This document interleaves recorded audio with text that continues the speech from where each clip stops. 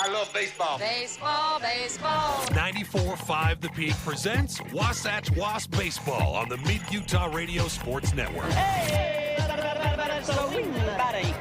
This broadcast is powered by Guild Mortgage, Dairy King, CarQuest Auto Parts, Physical at the Fit Stop, Wasatch Back Flooring, Napa Wasatch Auto Parts, Heber City Point S, Dorius Dental, and Bank of Utah. Baseball. The guy on first. Who? The first base. Who? The guy playing first. Who is on first? I'm asking you. Now let's go live to the Diamond for play-by-play coverage of Wasatch Wasp Baseball on 94.5 The Peak.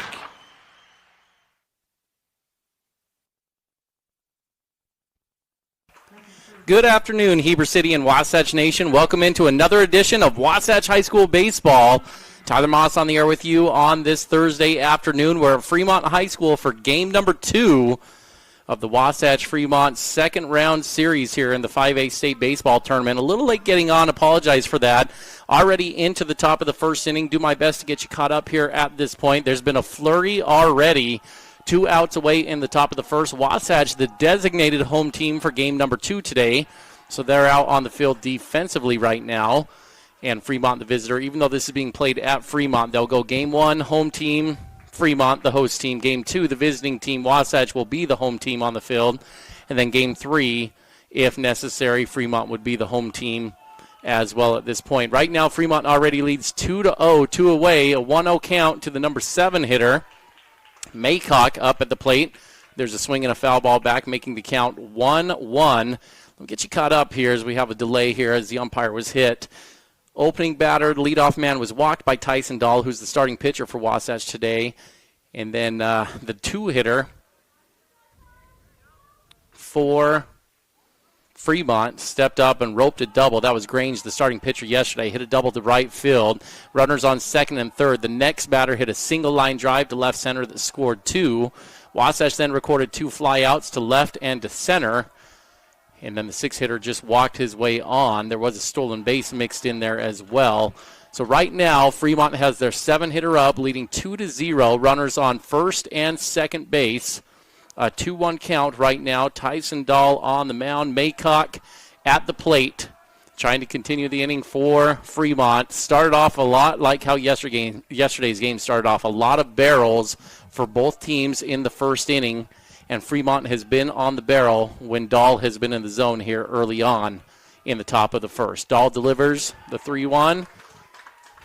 Pardon me, that was must have been a 2-2 on that one. Ball 3. Been scrambling, trying to get set up a little late here. Apologize here. Wasatch trying to work out of a jam. Maycock settles, swings, misses. So there's strike 2 on the swing and a miss. That'll run the count to full. 3-2 count, 2 outs. Runners will get a head start. Runners on second and first.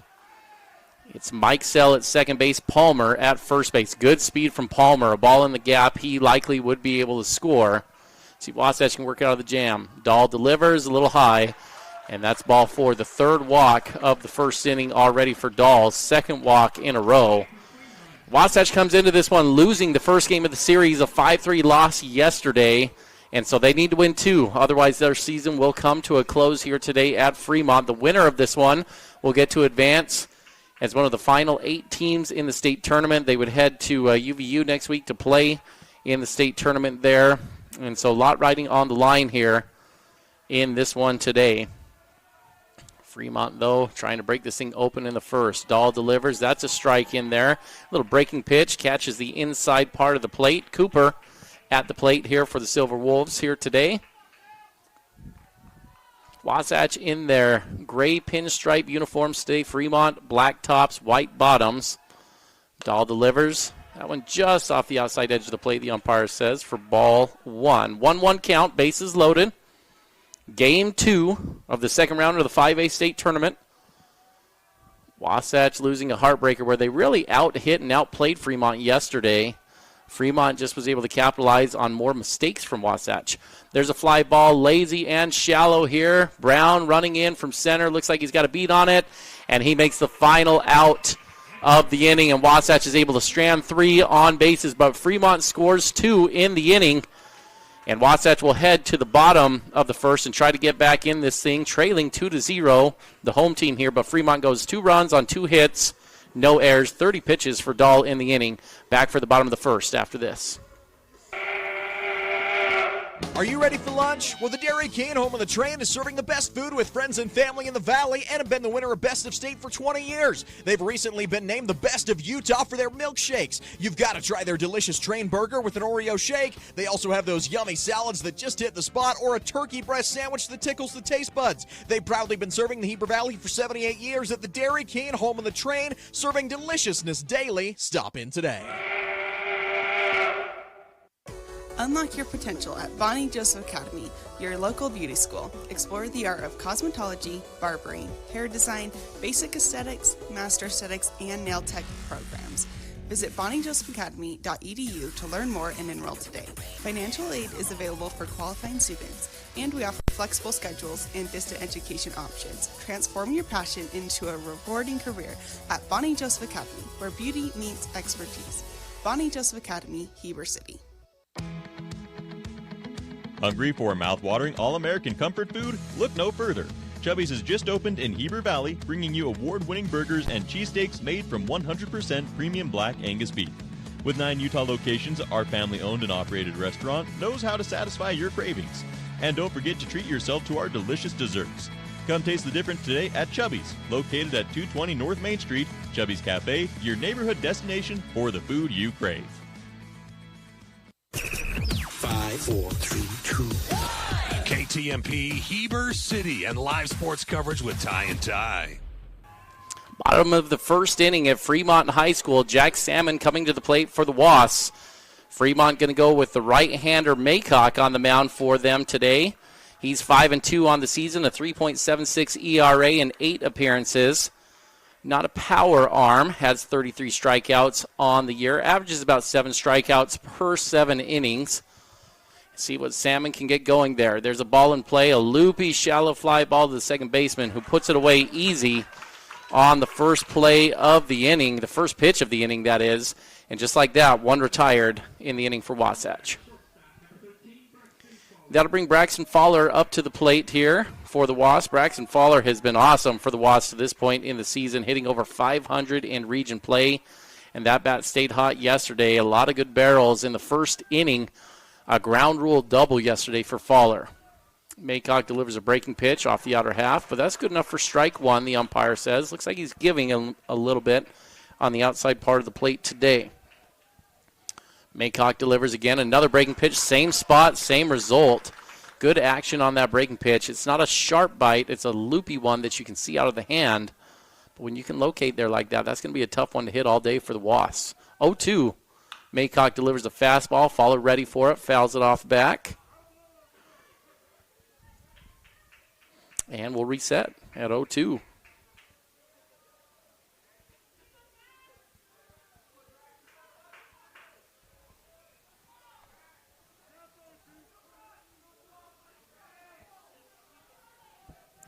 Count. Wasatch down 2-0. Maycock delivers. Breaking ball just a bit outside on that one. Not too much farther than the first 2 strikes that were called, though. 1-2 the count.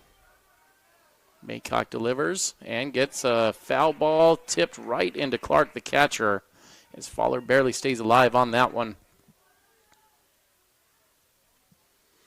Clark's going to need a minute over there on that one. That one caught him pretty good. Gives us a chance to catch our breath and get caught up here a little bit. Wasatch, if you couldn't join us yesterday, really had a pretty nice day at the plate as a team. They were going up against Grange, the starting lefty pitcher for Fremont, and he's their stud. He was a 1.81 ERA coming into that game, had 7 wins on the game. Only one team had really gotten to him over the course of the year. That was Westfield, who got 10 hits to him and put a loss on the board. Wasatch, though, able to put 8 hits on the board and easily could have had a handful more with some barrels that were just rockets right at the outfielders yesterday. So the bats were looking pretty good yesterday for the Wasps. Fowler continues as he drives one to right center. That's going to be down in extra bases. Fowler rounds first, heading to second. That one all the way to the wall as Braxton Fowler will roll into second base standing up and keeps that hot bat rolling for Wasatch. And the Wasps have a duck on the pond with a runner in scoring position. 1 away in the bottom of the first. Braxton Fowler has been as good as it gets. His glove at shortstop has been fantastic, but his bat has really taken a step up this year to the next level. Fowler hitting .412 coming into this game, but in region play he's over 500 and started off the state tournament with a bang with a walk-off grand slam against Timpview for his first career home run. Royal Matthews will step up to the plate for Wasatch. Maycock tries to work on the outside part of the plate. That's a ball there to Matthews. Matthews hitting from the left side today, going against the righty. The switch hitter can do it both sides. 1-0 the count. Maycock checks the runner at second base. Now delivers home. A missile off Maycock. That one's going to stay in play, but will be a single in the infield. Fowler advances to third, but probably keeps a run off the board on the ricochet off of the calf of Maycock. So runners on first and third, and maybe another bad break for Wasatch, who kind of had bad break business yesterday. That ball is it's a sharply hit ball, but it's on the ground up the middle, and Fowler's probably going to score on that one. Instead, you've got runners on the corner, but Wasatch with a chance threatening a big inning in response to Fremont. I keep wanting to say Timpview, pardon me on that one. Fremont, who scored 2 in the top of the first. That'll bring Austin Brown up to the plate, who will probably be excited to see a righty. The lefties kind of had his number yesterday, and see if Austin can get back on track here against a right-hander. Austin, 9 home runs on the season to go along with 9 doubles and a triple. So 19 extra base hits for Brown, who has 32 hits on the year. Maycock checks the runner at first, now delivers to Brown. Brown swinging a miss on a fastball on the outside part of the plate. 0-1 the count. Maycock settles, checks Matthews. Delivers, called strike on the outer half of the plate there for strike 2. Different umpire today behind the dish, although it is the same crew that we had yesterday, and already a more generous zone that you're seeing behind home plate today in this one. 0-2 count. Maycock delivers. Brown ropes one to right field. That one's got a chance. It's out of here. Home run number 10 on the year for Austin Brown. A laser beam over the right field fence that gives Wasatch the 3-2 lead here in the bottom of the second. Woo, what a missile. Tried to sneak one by Austin, but he was ready for it. That thing a no-doubter, and Wasatch will enjoy their first lead here of the day.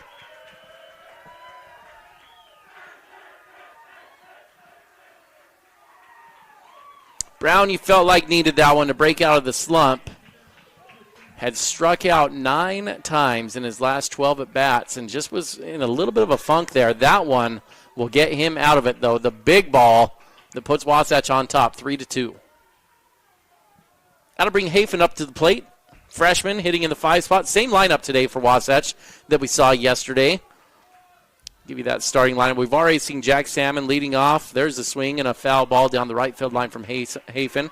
Salmon leading off, playing second base. Fowler hitting 2, playing shortstop. Matthews playing third base, hitting third. Austin Brown, center field, hitting in the 4 hole. Hafen going to DH today for the Wasps, hitting for Tyson Dahl, who's the starting pitcher. Tatton at first base will hit in the 6th spot. Hendricks playing right field today, hitting in the 7th spot.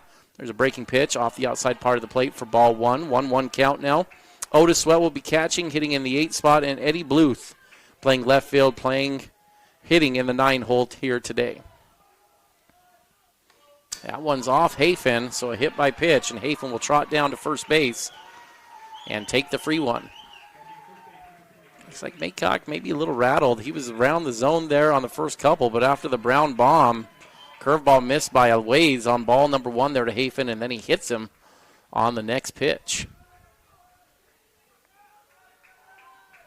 That'll bring Tatton up to the plate.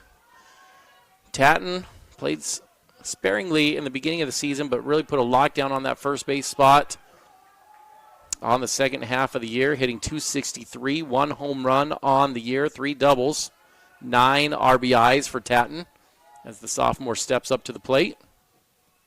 Maycock checks Hafen.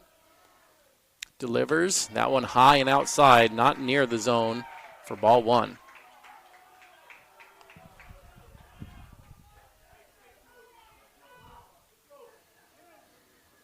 Fremont's got a host of arms that they can go to. Grange, their stud we saw yesterday. But they've got 3 different guys with at least 4 wins on the season. Cooper, their junior, that they like to go to as well. There's a ball outside again for ball number 2 to Tatton. 2-0 count. But it's always a little tricky when you're talking about arms and potential game 3 on days like today for a team like Fremont with a 1-0 lead. How do you play it? Try to save that starting arm, or do you try to go get the win in game number 2? There's a foul ball on the 2-0 count. Straight back. Got to run the count to 2-1. If you're just joining us, off to a good start already. The Bats are working here today at Fremont High School. Fremont in the top of the first was able to score 2 runs on 2 hits. Wasatch in the bottom of the first, already 3 runs on 3 hits, a double, a single, and a home run for Wasatch to put those 3 runs on the board. Tatton ropes one down the right field line. That's going to be just foul, though. Another good barrel from Wasatch. And that'll reset things. 2-2 now the count.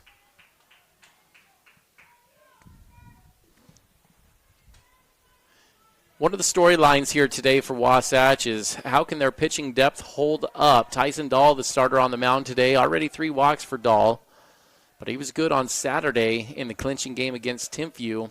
Wasatch, though, needing pitchers to step up. Oh, there's a good curveball on the outside part of the plate that backdoors Tannen. He'll go down looking on that one. That'll bring 2 outs on the board, and that'll bring up Hendricks to the plate with a runner on first and 2 away. Wasatch leading 3-2.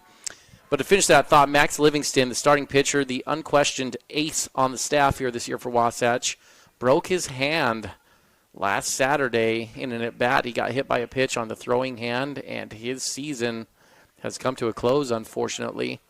And so Livingston will be out. So Wasatch having to go this series without their ace. And now today needing to play 2 in order to advance as they trail 0-1 in the series to Fremont. Maycock sets, fires that one outside for ball 1 to Hendricks.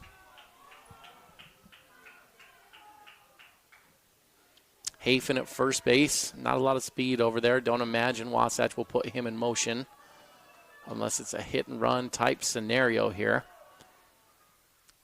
And there's a foul ball. Breaking pitch to the backstop. 1-1 now the count.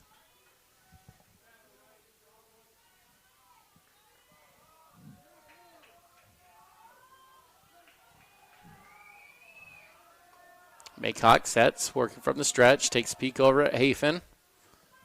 Long pause, now delivers another breaking ball in there for a strike. Curveball heavy so far in the first inning from Maycock.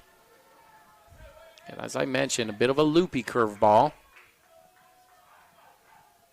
1-2 now the count. Freshman at first, freshman at the plate. Trying to do a little damage against Fremont. There's another good breaking pitch, but Hendricks all over that thing. Saw it well. Just couldn't quite get on plane. Fouls that one straight back into the softball field behind us. And we'll replay it again. 1-2 count. As Maycock's trying to put away Hendricks. Hendricks trying to keep the inning alive for the home team Wasps in game number 2. Maycock delivers. And there's a rope to left field. Will that one get down? Diving, and it is down off the glove. Trying to advance from first and third is Hafen. Hafen will roll into third base. And it'll be a single for Hendricks off the bat. A good effort in left field, but couldn't quite come away with it. Is Fremont, and Wasatch will keep the inning alive with 2 away, runners on first and third, as Sweat will come up to the plate. Wasatch on the barrel well here in the first inning. 4 hits already on the day for Wasatch in the bottom of the first. See what Otis Sweat has dialed up here today. Sweat steps up to the plate with a .320 batting average, 24 RBIs on the year for Otis Sweat. Both teams threatening to bat around in the first inning. Wasatch was able to work out of a jam from Fremont and strand the bases loaded. Fremont did score 2, but Fremont went through 8 batters in that inning. Strike 1 there to Otis Sweat, called strike looking. Wasatch now bringing their 8-hitter to the plate. See what Sweat can do. Sweat's not your typical 8-hitter. You start looking up and down the Wasatch lineup here, and stats fourth on the team, as Austin Brown has passed him. Brown now with 30 RBIs on the year. Fowler leads that number with 31, but Sweat with 24, number 4 on the team. Swing and a miss, foul tip, back into the glove of Clark. That'll run the count to 1-2. Jack Salmon also 29 RBIs on the year. And Royal Matthews in the 20 RBI club with 21 on the season. Pickoff move, and they got him. Hendricks got caught looking, and that'll end the threat for Wasatch. Another base running blunder. The third already of the series for Wasatch. They've had a runner thrown out at home, a runner thrown out at third, and now a runner picked off at first base. Base running has not been pretty for Wasatch to this point in the series. And the threat will end, but Wasatch takes the lead at 3-2 on the Austin Brown 3-run home run. Back for the top of the second after this. Here at Country Gardens and Nursery, we hope that you feel that you are home when you are away from home as you go around our perennial floor checking out the newest and latest for beauty for your garden, as you wander into our indoor plant shop, seeing the possibility of what could be yours. Stop by Country Gardens and Nursery, your home away from home. 1401 US 189, Heber City, Utah. And don't forget to check us out on social media for quick tips and tricks throughout the season. Big O Tires in Heber is your one-stop shop for tires and service. What was once Point S is now Big O Tires. Same service, but different name. We're locally owned and operated and want to help you get your vehicle ready to road trip this summer. Stop in for all your name brand tires, oil changes, alignments, brakes, batteries, shocks, struts, and a whole lot more. Plus, Big O Tires offers financing options to fit any budget or any situation. Visit us today. Big O Tires, the team you trust. Check out the Fit Stop Health Club. It's more than a great facility. Their employees and staff create a comfortable, caring, supportive place for men and women of all ages, as well as their families, to work out. They have your tanning beds, massage, and personal trainers. Find your new groove. Jump into their therapy pool with endless laps. They have Group X classes with nationally certified and specially trained instructors. See what the Fit Stop offers. Go to their website at fitstophealthclub.com. For more information, call 654-2131. 5, 4, 3, 2, 1. KTMP, Heber City, and live sports coverage with Ty and Ty. Top of the second inning at Fremont High School. Wasatch leading 3-2 over Fremont. 3 runs on 4 hits for Wasatch in the bottom of the first, but all 3 runs came on the big home run from Austin Brown, the 3-run bomb, and Wasatch will send Tyson Dahl out there to the mound with a 1-run lead as he throws to the 9-batter Hudman, the shortstop here for Fremont. And there's a single right back up the middle to start off the inning for Hudman. Hudman, a nice hitter there at number 9, over 320 on the season for Fremont.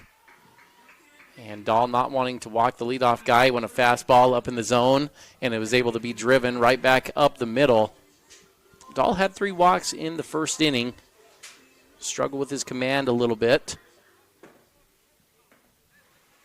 Now we're back to the top of the lineup here for Fremont. It's Hawkins, second baseman, led off with a walk to start the game for Fremont. There's strike one. Pick bait, play back at first. Looked like the ball was there, but the tag was not put down in time. And so Hudman will live to see another day, although that one he was dead in the water at first base of Wasatch. Could have put the tag down.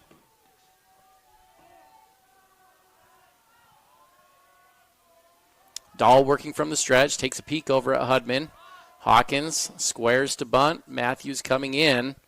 And there's a popped foul bunt back to the backstop. That'll move the count to 0-2. Not a great bunt attempt there from Hawkins, the leadoff man here for Fremont. Hawkins on the year has settled into that leadoff spot here for Fremont nicely. .427 on the season batting average, 24 RBIs on the year, 10 doubles, 2 triples, 1 home run. There's a ball down in the dirt for ball number 1. 1-2 now the count. Wasatch leading 3-2 here in the top of the second inning. Even though this is at Fremont, again, Wasatch is the designated home team for game number 2 in this series. Dahl delivers. That one down in the dirt for ball 2. Hudman had a little action over there at first base. Didn't end up offering, though.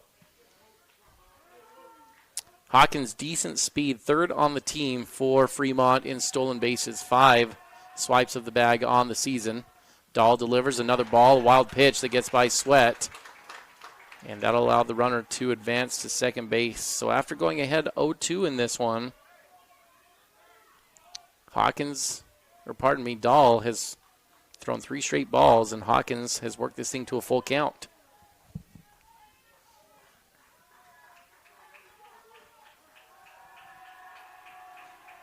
Runner on second base, nobody out. Top of the second, Wasatch leading 3-2. Dahl delivers. Ground ball towards the shortstop. Fowler ranging over, has it, fires to first, but not in time as Hawkins beats that one out. But a great play from Fowler to even get to that ball. And the throw was on target, bouncing over there to Tatton, who snagged it, but Hawkins ran by. That'll go down as an infield single, but shows off the range of Braxton Fowler at short one more time. Hudman not able to advance on that play. He'll stay at second. And that'll bring up the number 2 hitter, Grange, who doubled to right field in his first at bat to get things going for Fremont. Grange on the season, 373, 18 RBIs. 32 hits now on the year for Grange. He turns and squares. And goes right over the top of it. Strike 1 on a missed bunt attempt. Wasatch crashing Matthews at third. Fowler wheeling over there to third base on the bunt attempt. Tatton looks like he's staying home for this one. See if Fremont goes back to it. Their bunt attempts have not been pretty in this inning so far. And they're going to let Grange swing it. There's strike 1, though, as he watches a fastball on the outside. Sorry, strike 2, as a fastball on the outside part of the plate is called. 0-2 now the count. Grange hitting from the left side. Down 0-2. Dahl takes a peek at second base. Now delivers. High and outside for ball 1.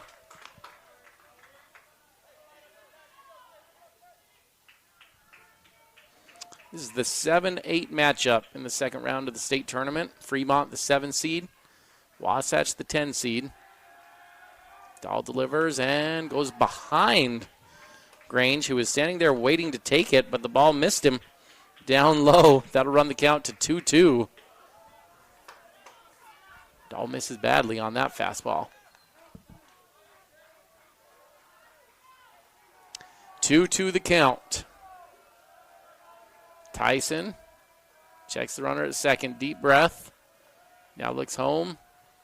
Delivers. And there's a good one outside part of the plate for strike 3.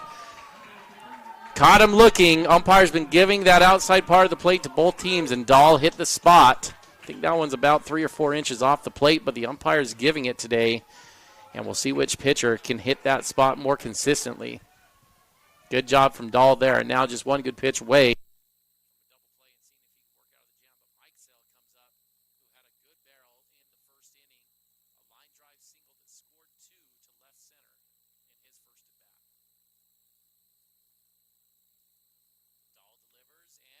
Shot down the left field line. That's going to be at least 1 run. Bluth gets around it and is going to hold the runner to second base. It'll be a single down the left field line. Good defensive play from Eddie to get to that ball and hold the runner at second base and not allow the runners to advance. It will be the 3rd RBI of the day for Mikesell, though, as he's now 2 for 2, getting the job done with runners in scoring position for Fremont. We're all tied up at 3-3 overall on the scoreboard. Pearson up to the plate. Pearson was swinging early in the count last time. 450 on the year. 15 extra base hits for Pearson, including 3 home runs. And there's a breaking pitch to start off to Pearson, called for a strike. Looking. 0-1 the count. 3-3 is the score. Fremont has scored in both of their opportunities in the first and the second.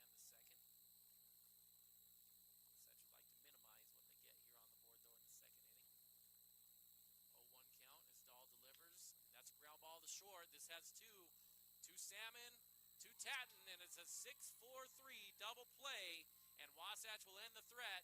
3-3 the score at the end of the top of the second inning. We'll head to the bottom of the second. Coming up, Eddie Bluth, Jack Salmon, and Braxton Fowler coming up for the Wasps. Hi, this is Corbin Gordon from Gordon Law Group. I commonly get approached by people with the same question. Hey, do you guys do a particular type of law? The answer is almost always, yeah, we do that. We are the Valley's only full-service law firm that has been in business for over 20 years. We have 5 experienced attorneys who do estate work, litigation, business formation, real estate, water law, divorce, criminal defense, and many others. Gordon Law Group, yeah,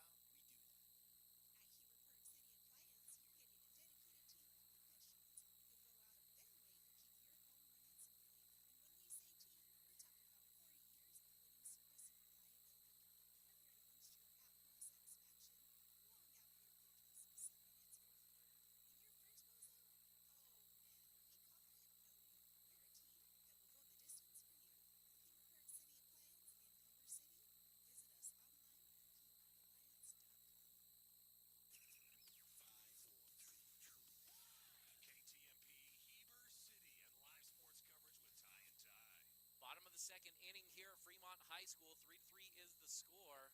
Fremont scored 2 in the top of the first, 1 in the top of the second. Good job from Tyson Dahl to work out of a jam in that inning, though. Got the double play ground ball there to end it.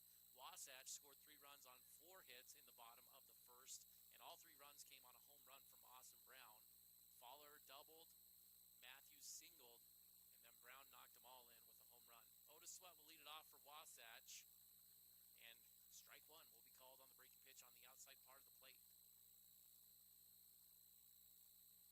Hancock delivers the 0-1. Sweat rips the ball back up center field. Hops over the center fielder's head. Sweat's going to have a chance for 2. Rounds first, looking at second, and he'll roll into second standing up, not wanting to test it. But an unfortunate hop there gets Otis Sweat from a single to a double, as that ball took a strange hop, landing in center and went right over the center fielder's head. Wasatch is in business again here in the top of the second. Speed up runner Marcus McCoy will come on for Sweat as Eddie Bluth steps up to the plate. Bluth had some great swings again yesterday. His last at bat was another laser to center field, but it was caught by the center fielder. Bluth has been hot lately. 321 on the year for Eddie. 15 RBIs, 25 hits on the season.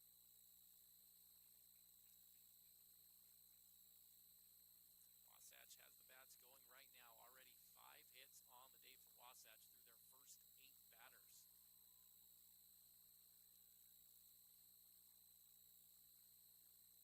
McCoy gets his lead at second base. Maycock takes a peek. Now delivers to Bluth, who's a little early, swinging on that one for strike 1. But just too ready to roll. That was a fastball that Eddie was just out ahead of. 0-1 count.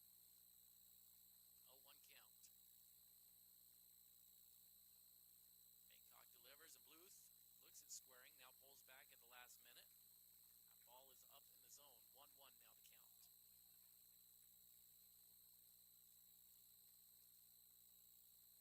3-3 the score.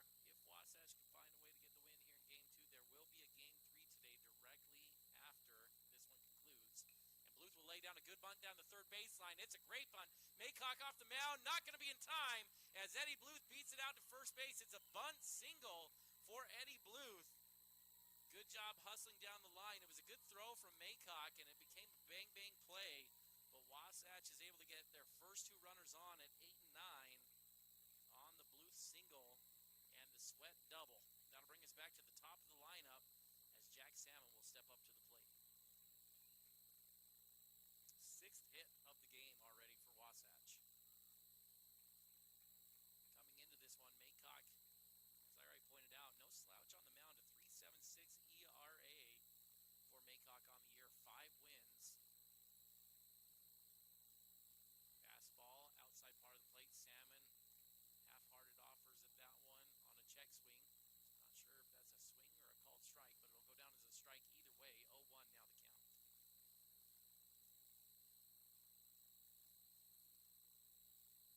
Curveball, Salmon. It's a lazy, shallow fly ball to center. Not going to be deep enough to advance the runner. McCoy bluffs.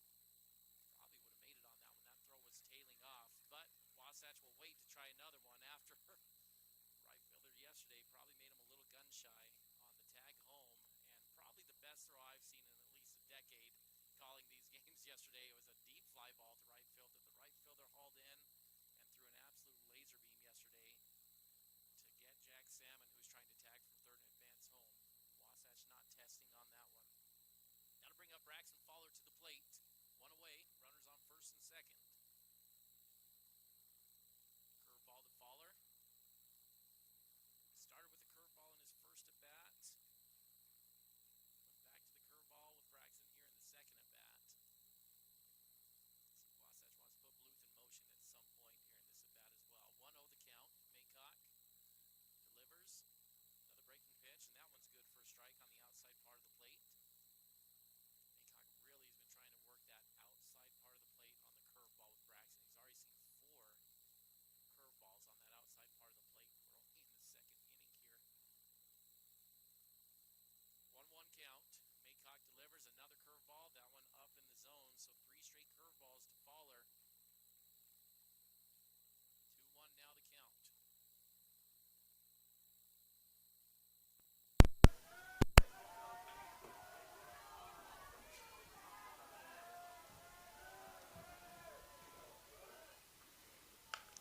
Braxton a little ahead of a fourth straight curveball as he fouls that one back.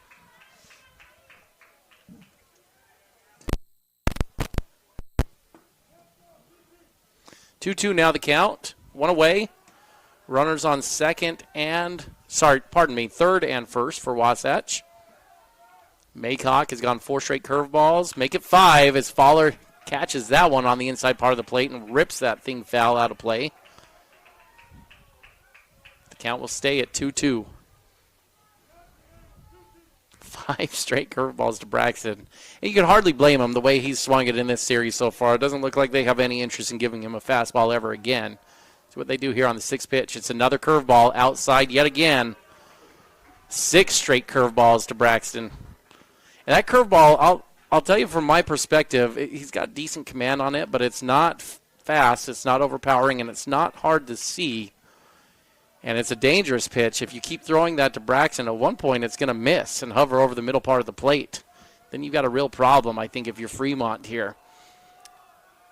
3-3 the score, full count. Bluth goes. Fowler rips a foul ball down the line on the 7th straight curveball of the at-bat to Braxton. Does Fremont get tempted to try to sneak a fastball by him now after 7 straight curveballs? Bluth was in motion on that one. Let's see if Coach McCoy wants to put him back in motion this time. Wasatch got picked off at first base on a 1st and 3rd to end their threat in the first inning. Maycock delivers, and it is a fastball, and they get Braxton to swing over the top of it. That's a good sequence from Maycock. It's hard for a hitter when you see a change of speed like that after 7 straight breaking pitches. It was a good time to come back with the fastball and got Braxton to swing over the top of it. That'll bring Royal Matthews up to the plate. And Wasatch needs to go with 2 outs now at this point if they want to put some runs on the board here in the bottom of the 2nd. Got their 8-9 hitters on, but Salmon, their leadoff, flew out to center, and now Fowler strikes out. Matthews ground ball lazy to the second baseman. This will be an easy one to end the threat, and Wasatch blows a great opportunity with a runner on 3rd and nobody out in the inning, and they don't get anything. We'll head to the top of the 3rd, 3-3 our score. Back after this. Hey, it's Nicole from Mountain Refined. I wanted to take a moment and invite you to visit our showroom. We are locally owned and operated with the largest selection in Wasatch County. In our showroom, you will find everything from bedding, home decor, gifts, jewelry, beautiful furnishings, and even flooring. We even have a large selection of protein powder. It won't take you long to find out what everyone's talking about. We can't wait to meet you. See you soon. We're located at 480 North Main Street in Heber City. Chad here from Mountain West Trailers. With over 20 years in business, we know you value strength and reliability. Whether it's for work or play, our dumping equipment trailers are built to last.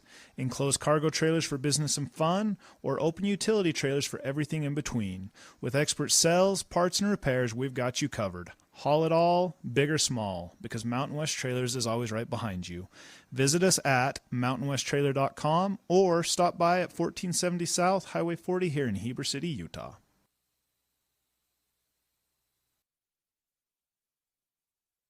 Five, four, three, two, one. KTMP, Heber City, and live sports coverage with Ty and Ty.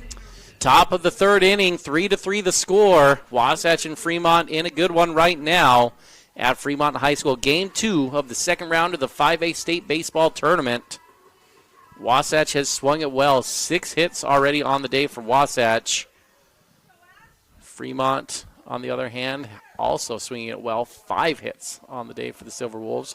Fremont went 2 hits in the first, 3 in the second. Wasatch goes 4 hits in the first and 2 in the second. Dahl has a fly ball to left field. That one's going to get over the head of Bluth and off the top of the wall. This will be a leadoff double for Clark to start the 3rd for Fremont. That ball nearly got out of here. Carried a little farther than I thought it would off the bat. That ball was struck well from the catcher, Clark, of Fremont. In their first 5 hitters here for Fremont are monsters. Clark, the 5 hitter there, hitting .402. That would have been his first home run on the year, though. Hasn't hit one out. 6, 7, 8, 9 are no slouches either here for Fremont. Palmer coming up. He's at .409, and he's their wheels. Wouldn't be surprised if they maybe try to put down a bunt here and see if they can sneak Palmer on the way Wasatch got Bluth on. Palmer on the year has 18 stolen bases. Easily leads the team in that category for Fremont. Matthews inside the third base cut, expecting something. Palmer, though, instead puts a good swing on it and fouls it off down the right field line. 0-1 the count.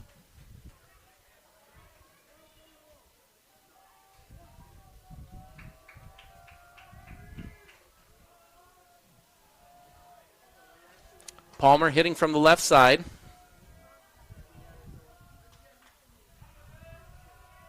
Sweat sets up on the outside part of the plate. Dahl takes a peek out at second. Now delivers. Breaking ball. Gets a lazy ground ball to Tatton, who ranges over. Going to flip it to Dahl for the put away at first base. And the first man is retired in the inning. Tell you what, Trevin Tatton has been excellent over there at first base defensively. He had a diving play yesterday that was just phenomenal. But you didn't even get to appreciate it for that long because the very next batter hit a ball to Fowler that he made an even better diving play on an awkward in-between hop and was able to get the put out there. It was back-to-back plays that was just breathtaking from Wasatch. And the gloves on the infield are fantastic. Runner advances to third on that one, and Wasatch has elected to bring their infield in. They want to try to cut that runner down and hold them there as Maycock steps up to the plate. Ball one. Dahl delivers a curveball up in the zone for ball two. 2-0 now the count.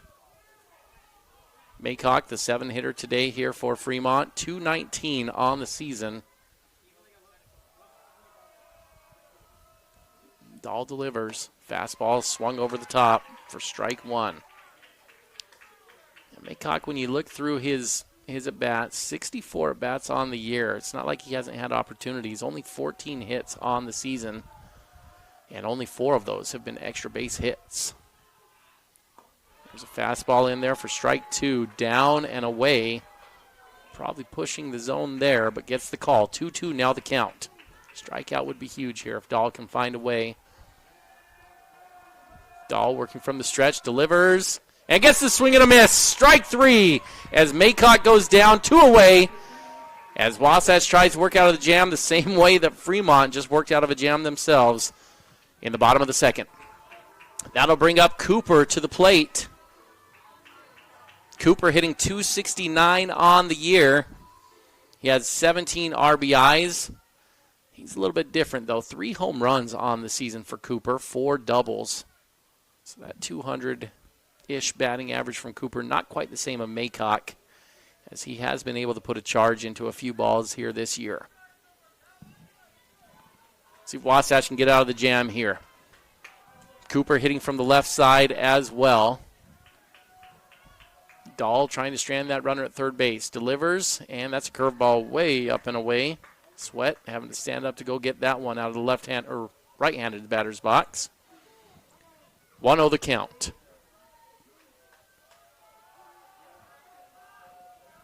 Infield playing back now with 2 away. There's a ball in the dirt that Sweat keeps in front of him. 2-0. Waiting on deck is Hudman, who singled in his first at-bat. Hudman hitting .320 now on the season. 2-0 count. That's a fastball in there for a strike. 2-1. No surprise Cooper was taking that one. That was a fastball kind of over the middle part of the plate, belt high. Looked like he was taking all the way. 2-1 count. Dahl delivers. That's a fastball just up on the inside part of the plate. 3-1 now the count. In the third, Dahl already looking at 60 pitches here. He's in the high 50s right now. This will be pitch number 58. That's a swing and a miss, though, for strike number 2. That'll run the count full. Full count, runner on third, 2 away, top of the third inning. Wasatch trying to work out of the jam. Dahl fires outside pitch, and that one too far outside. Ball number 4. It's close, but not close enough. That'll now be walk number 4 on the day for Tyson. as Hudman will come up to the plate.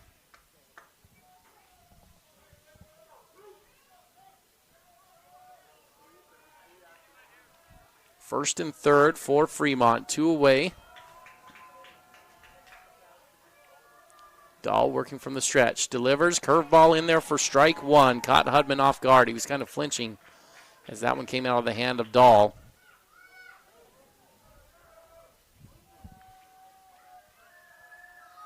Cooper, 3 stolen bases on the season for Fremont. See if they want to put him in motion here. Dahl, 0-1 count, delivers, another curveball in there for another strike. 0-2 now the count. Dahl has done a good job working out of jams at this point today. Got a double play ball in the last inning to get out of a jam. This inning trying to do it again. Working on the 9-hitter right now. Has him down 0-2. Cooper. Decent lead over at first base. Steps off early. Dahl going to fire back there, and they're going to call a balk. No, time at home, pardon me. Hudman had called time. So we'll reset it all. Fremont trying to go with a little chaos there, sending the runner early and getting Dahl to go to the second baseman. And Wasatch had that played well. On that play, you want your second baseman to kind of crash in because they've got the best view of third base, and that's where that ball should be delivered. That's exactly what Dahl did. See if we do it again here. Dahl sets and delivers. Pitch just inside, fastball. About 3 or 4 inches on the inside part of the plate there. Didn't get the call on that one. 1-2 now the count. It's a good spot, though. It keeps the hitter honest. Can't be hovering over the outside part of the plate when you can hit that spot with the fastball. Dahl delivers. Down in the dirt with that breaking pitch. 2-2 now the count.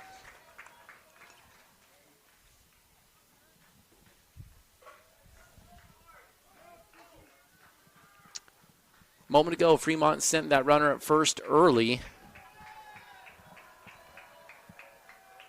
And they're going to do it again here. Dahl flinched. I don't know if the umpires saw it. Dahl's just going to give him second base here at that point. So I think they're fortunate there. I saw the left leg move, and I think that was potentially a balk there that could have allowed that runner to score at third base. So Wasatch will just kind of eat it and reset. I think Dahl maybe knew too, and maybe that's why he didn't throw it. But runners at second and third now, 2-2 count. Dahl going to just try to work on Hudman here. Deep breath. Fastball inside, hits the spot, strike 3 looking as Dahl hits the inside part of the plate and works out of the jam yet again. Wasatch will head to the bottom of the third, 3-3 score. Austin Brown coming up to the plate. Hey there, Heber City. Are you tired of dings, dents, and scrapes ruining the beauty of your beloved vehicle? Look no further than Robards Collision, the ultimate destination for all your auto body needs.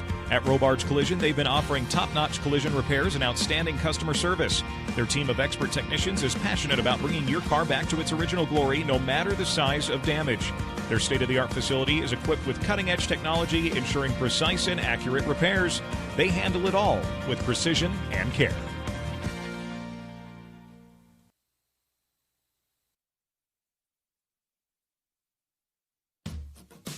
Timberline Ace Hardware is committed to helping their neighbors and their communities, and because they're in the neighborhood, they can deliver almost anything you need.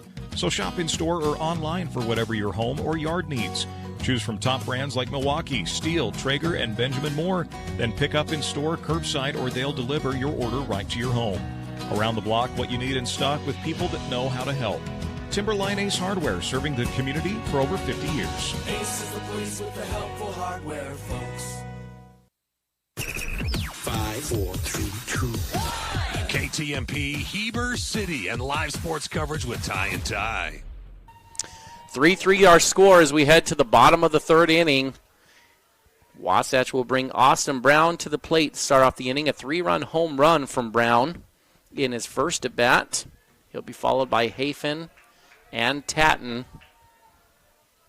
Fastball, Brown pops this one up to shallow right field. Second baseman doesn't know where it is. That thing's going to fall in. Right fielder had no idea. And Brown hustling out of the box, slides into second base with a double. That second baseman was crashing and he never saw it off the bat. The right fielder didn't really have a chance of that. That was a second baseman ball all the way, and Wasatch gets a fortunate break on a routine fly ball that should have been caught. It'll turn into an Austin Brown double instead. That'll bring Hafen up to the plate. Hafen got hit by a pitch in his first at bat. Freshman inserted into the lineup for this series, in part because of the injury to Max Livingston. Crew Baxter, also the DH, down with the lefties that were going yesterday, and Hafen got a single, and Coach McGoy can try to go with the hot bat right now in this one. That's a pitch outside in the dirt. Clark smothers it well to keep Brown there at second base. 1-0 now the count. Hafen steps back into the box. Maycock checks Brown at second, now delivers home.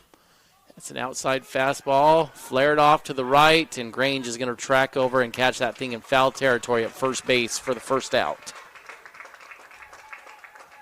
One away as Tatton will come up to the plate.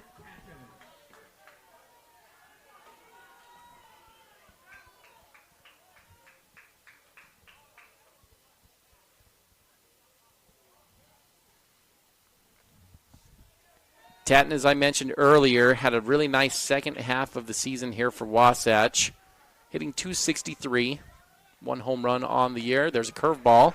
Starts in the middle and ends on the inside part of the plate, called for strike one to Tatton. Tatton 0 for 1 on the day. Struck out looking in his first at bat. There's a foul ball straight back for strike number 2. 0-2 now the count. Crew Baxter is standing on deck. Looks like he's going to pinch hit in this opportunity. I think Coach McCoy, in talking to him, they thought they might see a lefty today, actually, is probably part of the reason the lineup was built the way he had it. With the righty on the mound, looks like he's going to give Baxter a chance here in this inning. There's a fastball up for ball number 1. 1-2 now the count. Brown standing on second base. 1 away. Trevin Tatton at the plate, hitting from the left-hand side of the box. Pick play. Brown ready for it, back easily. Hudman actually didn't quite look as ready for it as Brown did. Hudman, the shortstop, kind of flaring over to that ball as Brown easily strolled into second base. 3-3 is our score. Third inning. 1-2 count to Trevin Tatton. Pitch delivered home. Fastball up for ball 2. 2-2 now the count. Wasatch got the bats going early on. They now have 7 hits already in this game. Austin Brown a home run and a double at this point. He's 2 for 2 on the day. Wasatch put 4 hits on the board in the bottom of the first to take a 3-2 lead. There's a swing and a miss, but the ball's in the dirt. Tatton will head down to first, but Clark zips the dart over there to put him away for out number 2. Second strikeout on the day for Tatton.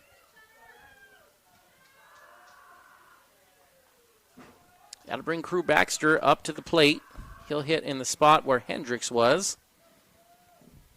The senior, Crew Baxter, hitting from the left side of the plate. Been the DH for Wasatch over the course of the season. 71 at bats, hitting .268 on the season. 4 doubles and 16 RBIs for Baxter.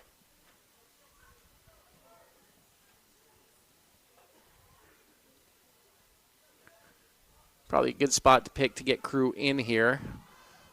Your senior lefty with a lot of pop and a lot of power. Got a runner in scoring position, and you check the outfield. Left field playing very shallow right now against Baxter. Right field also, center field, shaded towards right field. Maycock settles in, takes a peek at Brown, now delivers home. Baxter swings over the top of that one for strike 1. A 1 count. Brown started off the inning with a double. Hafen flared out on a foul to first base, and Tatton struck out. Baxter now trying to get a knock with 2 away. There's a ground ball to second, and this is not going to get it done. Gobbled up by Hawkins, and he'll fire over to first base for the final out of the inning. So back-to-back innings, Wasatch had runners in scoring position with nobody out, and they get nothing on it. And we'll head to the top of the fourth, tied 3-3 in this one. Wasatch High School baseball taking on Fremont High School here in the second round of the 5A state baseball tournament. You'll always find the best deals and expert service at your local Napa Auto Parts store. We offer expert service in helping you find the parts you're looking for your current project, as well as Milwaukee tools. We can also help you with most motorsport, RV, and vehicle battery needs at your local Napa Auto Parts store in Heber City.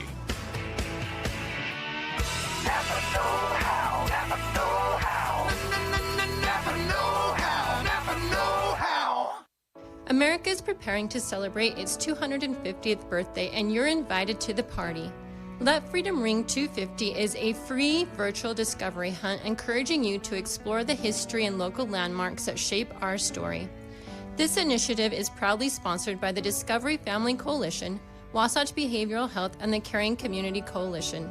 To join, download the Goose Chase app and enter code FREEDOM250WC. Let freedom ring. A UCCU home equity line of credit puts your home's equity to work for you. Finish your basement or yard and raise your home's value.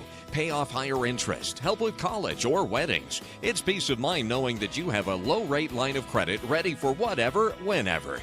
UCCU will also provide you with a home equity Visa card, giving you instant access to your equity.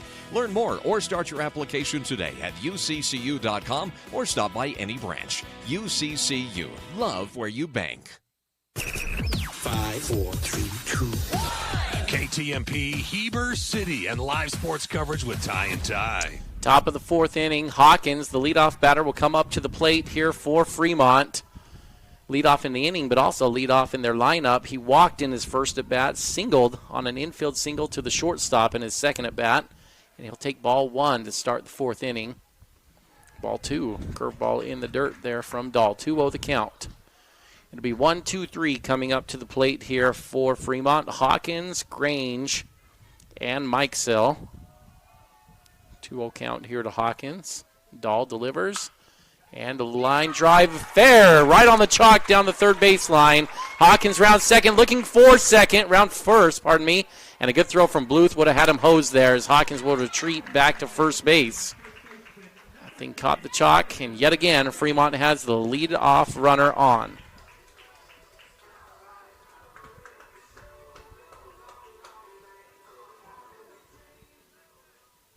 That's the seventh hit on the day for Fremont.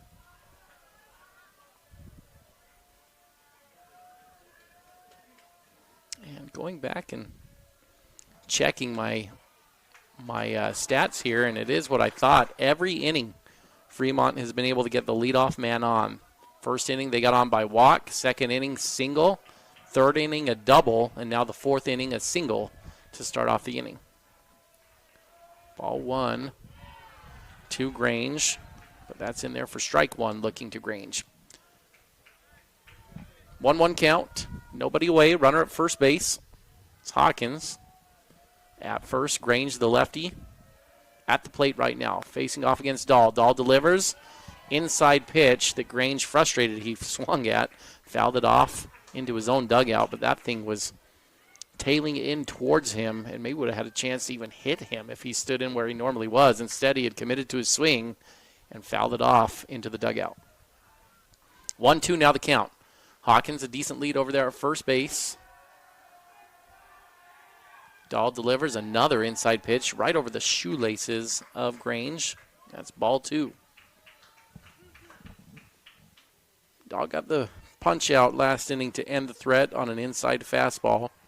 Fastball looks like it's picked up a little zip here in the last couple innings as well, throwing with good velocity. Dahl delivers that one down in the dirt on the breaking pitch. That one's blocked from Sweat. Ball three. Dahl has gone deep in a lot of counts at this point. 7 hits given up. He's also gone full in a number of at-bats.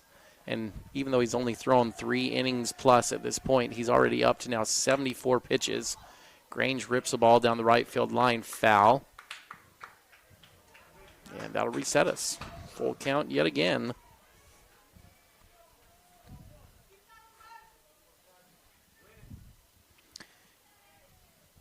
Grange Change was ready for that fastball. Out ahead of it, looking for it on that one. Actually had enough. It went over the right field fence, foul. Had enough to get that one out if he kept it fair. Dahl working from the stretch, delivers the full pitch, and it's a flare ball to left field. Coming in is Bluth. He's got it. Fires back over towards first base. Not in time as Hawkins recognized that Bluth was going to track that down and slides into first to avoid the double play. That was a great play from Eddie there in left field. That one a little flare ball. Looked like it had a chance to drop off the bat, but Eddie had a great read off the bat and was able to track that thing down. One away as Mike Sell now will come to the plate. 2 for 2 on the day. All 3 RBIs to Mike Sell on 2 singles. Both singles to the left side, a left center single to start, and then a single down the third base line in his last at bat. Dahl delivers, breaking pitch, gets away from Sweat, and that'll allow Hawkins to advance to second base. 1-0 the count. A lot of action going on around the state today, but also for Wasatch. Softball in action this afternoon. We'll try to keep our eye on that one. And lacrosse going to play in their second round state tournament game. They're hosting that at home at 4 o'clock today. It's a called strike. Nope, pardon me, ball on the inside part of the plate with that fastball. So 2-0 now the count. Lacrosse taking on Payson High School in a familiar region opponent in round 2. And softball taking on Salem Hills, who is 25-0 on the year. Tough matchup for the softball team in a 16-1 matchup. See if they can be the Goliath killers as they come in as the heavy underdog in that one. 3-0 count as another fastball misses inside. With the base open, wonder how aggressive Wasatch will be here to Mike Sell, who has all the runs batted in so far today. And they're going to hit him instead. Pitch inside off the shoulder. Command, Dahl has worked out of some jams today, but command has been an issue. 4 walks and now 1 hit by pitch in 3.1 innings pitched. And that'll bring a mound visit out from Coach McCoy. We'll take a quick break. Wasatch tied 3-3, but Fremont threatening. Runners on first and second, 1 away with the 4-hitter coming up. We at Guild Mortgage help people build personal wealth through real estate, be it your first home, next home, dream home, or investment property. At Guild Mortgage, we help you refinance for that lower interest rate, shorter term, or home remodel. At Guild Mortgage, we help you plan for retirement by owning multiple investment properties and can even add to your retirement plan with a reverse mortgage. We at Guild Mortgage believe everyone can own what matters. Are you ready for lunch? Well, the Dairy King, home of the train, is serving the best food with friends and family in the Valley and have been the winner of Best of State for 20 years. They've recently been named the best of Utah for their milkshakes. You've got to try their delicious train burger with an Oreo shake. They also have those yummy salads that just hit the spot or a turkey breast sandwich that tickles the taste buds. They've proudly been serving the Heber Valley for 78 years at the Dairy King, home of the train, serving deliciousness daily. Stop in today. Unlock your potential at Bonnie Joseph Academy, your local beauty school. Explore the art of cosmetology, barbering, hair design, basic aesthetics, master aesthetics, and nail tech programs. Visit bonniejosephacademy.edu to learn more and enroll today. Financial aid is available for qualifying students, and we offer flexible schedules and distant education options. Transform your passion into a rewarding career at Bonnie Joseph Academy, where beauty meets expertise. Bonnie Joseph Academy, Heber City. Hungry for mouth-watering, all-American comfort food? Look no further. Chubby's has just opened in Heber Valley, bringing you award-winning burgers and cheesesteaks made from 100% premium black Angus beef. With 9 Utah locations, our family-owned and operated restaurant knows how to satisfy your cravings. And don't forget to treat yourself to our delicious desserts. Come taste the difference today at Chubby's, located at 220 North Main Street. Chubby's Cafe, your neighborhood destination for the food you crave. 5, 4, 3, 2, 1. KTMP Heber City and live sports coverage with Ty and Ty. Pitching change for Wasatch as Becker will come on. Dahl goes 3.1 innings pitched for Wasatch, gives up 3 runs. On the hook for the 2 base runners on the bags right now, though, at first and second. And Becker will come in and see if he can hold this right here for Wasatch.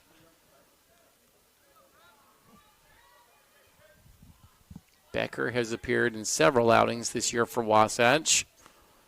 A couple wins on the board for Becker on the season. And he'll have a test going up against Pearson here to start, the 4-hitter of Fremont. Becker delivers a curveball in there, a good-looking curveball. That one started right at Pearson and bit inside for strike number 1. 0-1 the count.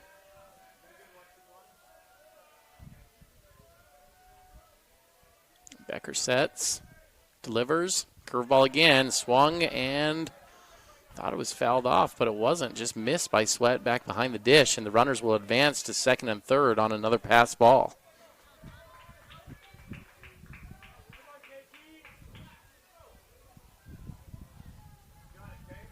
A mistake from Wasatch there that now puts 2 in scoring position here to Pearson. Curveball fooled him again, though. See if Becker goes back to the curveball. 0-2, or if he wants to try to bring a fastball in on Pearson. Becker delivers. It's curve. Ground ball to short. It will score 1. Fowler fires over to first base and retires it, but the pass ball proves costly there, as that would not have scored a run and maybe would have been a double play ball had that ball not got by him. Instead, it's now a 4-3 lead here for Fremont with a runner on second, and Clark coming to the plate. Clark doubled off the wall in his last at bat.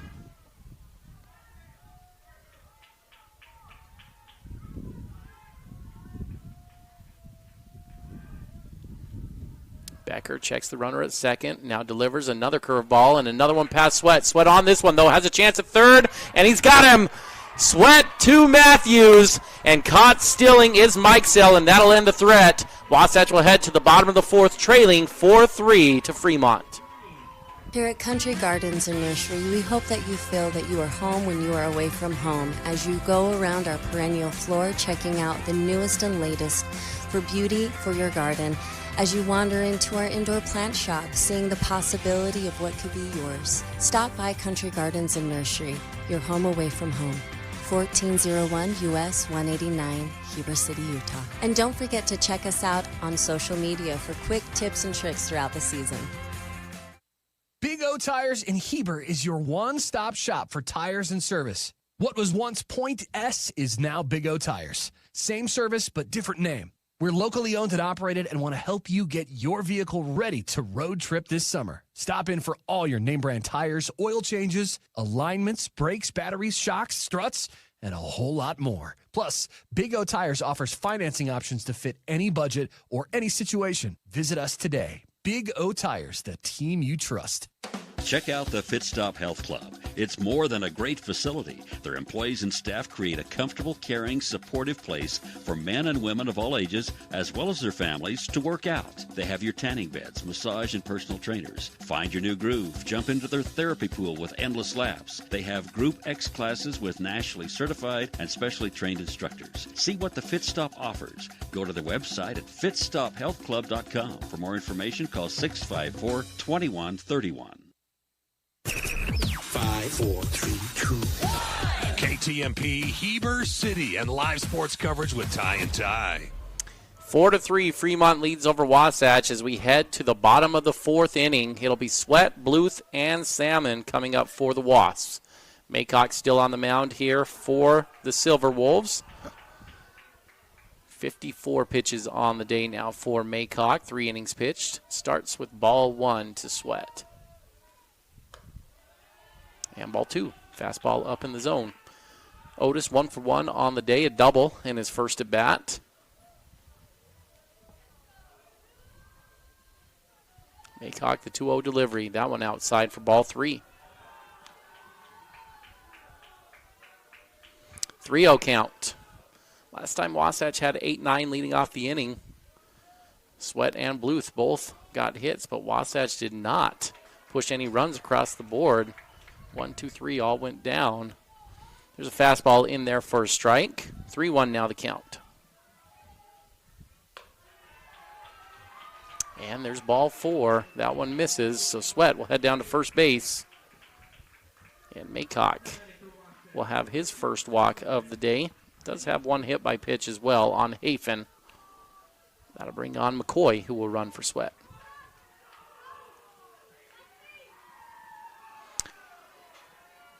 Eddie Bluth laid down a beautiful bunt last time. Not really a drag. It's kind of in between a sacrifice and a drag. Didn't put it down too late, but didn't put it down too early either. But it was a great bunt down the third baseline. See where Wasatch goes here. It's fastball inside. Called strike there to Bluth on that one. Pearson expecting a bunt. Third baseman in, playing about 80 feet away right now from Bluth. But again, Eddie's had a pretty good bat lately, and Wasatch looking like they're maybe going to let him swing here. 0-1 the count. Bluth fouls that one away down the third baseline into the dugout. 0-2 now.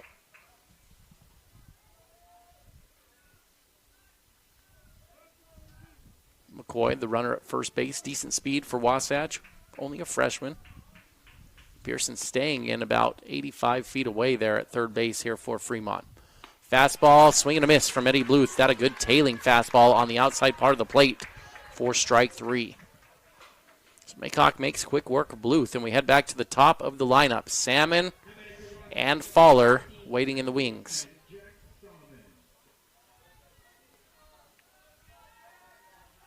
Difference here in this one seems to be Fremont has done just a little bit better. Not great, but just a little better at getting their leadoff guy across when they get him on base. Wasatch has found the leadoff guy on often as well,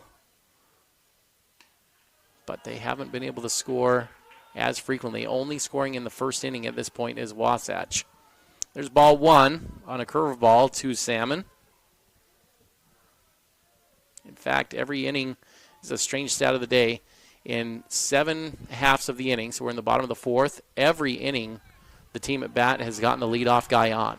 Wasatch, pardon me, I take that back. Salmon got out to start the game, so in 6 of the innings, the leadoff man has gotten on, but Wasatch got the leadoff man in the 2nd, in the 3rd, and now in the 4th. Oh, so it is 7. I just have to do my math and add the bottom of the 4th inning here with that one. There's called strike 2 there on Jack. Now 2-2 the count. 2-1, pardon me. I'm all over the place over here right now. Forgive me on this one. Salmon trying to find his swing here today. 0 for 2 on the game.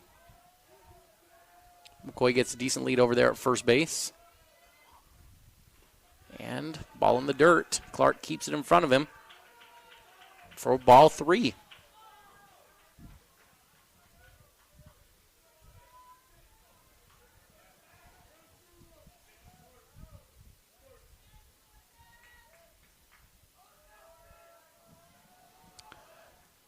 Salmon steps back into the box. Maycock gets the sign, delivers. Fastball in there for strike 2. That one a little bit up, but good enough, the umpire says. Full count. Full count, 1 away. Bottom of the 4th, 4-3. Fremont leading over Wasatch. Wasatch with Jack Salmon, their leadoff hitter, up at the plate. See if they put McCoy in motion here. Maycock checks the sign. Delivers, and a ball outside for the second walk of the inning. That'll allow McCoy to trot down to second base. Salmon will head down to first, and Braxton Fowler will come up to the plate. Fowler's last at bat, he saw 7 straight curveballs to start the at bat, and then they got the swing and a miss for strike 3 on the 8th pitch, which was the first fastball that he saw in the game. This will also bring a mound visit out from Fremont. Sensing a big moment in the game. They want to talk this one over. We'll take a quick break here. 4-3. Wasatch has runners on first and second. 1 away. Fowler coming up to the plate. Hi, this is Corbin Gordon from Gordon Law Group. I commonly get approached by people with the same question. Hey, do you guys do a particular type of law? The answer is almost always, yeah, we do that. We are the Valley's only full-service law firm that has been in business for over 20 years. We have 5 experienced attorneys who do estate work, litigation, business formation, real estate, water law, divorce, criminal defense, and many others. Gordon Law Group. Yeah, we do that. Maycock going to stay in here for Fremont. Mound visit is over. Fowler will step back into the box. Big moment here. 2-3-4 waiting for Wasatch at the plate. Runners on first and second. One away. Maycock takes a peek at second. Delivers. Curveball again. Follow ready for it. Rips a line drive to left field. Caught. Tracked down by Mike Sell. Looked like he misread it off the bat, but was able to retreat and get that one back in there. A laser beam from Fowler, but it results in an out. And Royal Matthews will step up to the plate. That's how it felt yesterday, too, with this Wasatch team. They had so many good balls on the barrel like that, but it seemed like every time it would go right at the outfielder. And credit to Fremont for being in the right position at the right time. Wasatch needing a big hit. See if Matthews, their three-hitter, can come through for them. Maycock delivers outside fastball for ball one to Matthews. Royal, 410 on the season. Number 2 on the team in batting average behind Braxton Fowler at 412. Matthews has 21 RBIs on the year. Use a big one here, though. There's a fastball up and away. Back pick, gets by into right field. McCoy's going to be able to advance. Right fielder comes in and scoops that one up. Not able to advance to second is Salmon. But McCoy is 90 feet away now on the throwing error from the catcher.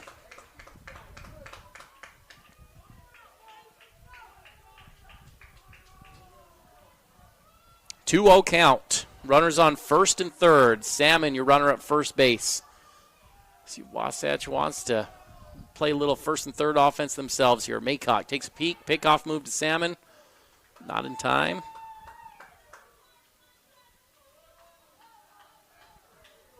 Got 2 fastballs to Matthews that were not close to start this one. Maycock settles in. Delivers. Fastball, Matthews, big swing over the top of that one for strike one.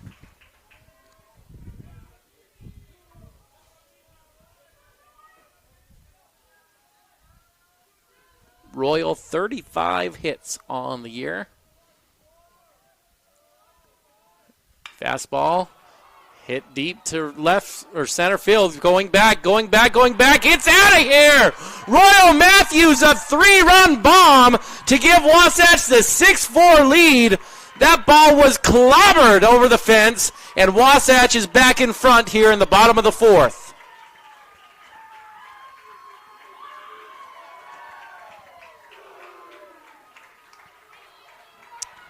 High fastball that Royal Matthews was ready for. The first fastball, he had a huge swing and was just a little early over the top of it. That one, they came back with a very similar look, and the timing was on. Royal Matthews delivers there in the huge spot, his 5th home run on the season. So Wasatch, their 2 big-time home run hitters today have come through. Austin Brown, a 3-run bomb for his 10th home run on the season, and Royal Matthews, a 3-run bomb for his 5th home run on the season. And Wasatch has a 6-4 lead, and we'll have a pitching change by Fremont. Going to step aside to catch our breath. Back here for more Wasatch baseball when we come back. At Heber Park City Appliance, you're getting a dedicated team of professionals who go out of their way to keep your home running smoothly. And when we say team, we're talking about 40 years of winning service and reliability. We're here to boost your at-home satisfaction long after your purchase. So when it's 4th quarter and your fridge goes out, oh man, be confident knowing we're a team that will go the distance for you. Heber Park City Appliance in Heber City. Visit us online at heberappliance.com. Hey, it's Nicole from Mountain Refined. I wanted to take a moment and invite you to visit our showroom. We are locally owned and operated with the largest selection in Wasatch County. In our showroom, you will find everything from bedding, home decor, gifts, jewelry, beautiful furnishings, and even flooring. We even have a large selection of protein powder. It won't take you long to find out what everyone's talking about. We can't wait to meet you. See you soon. We're located at 480 North Main Street in Heber City.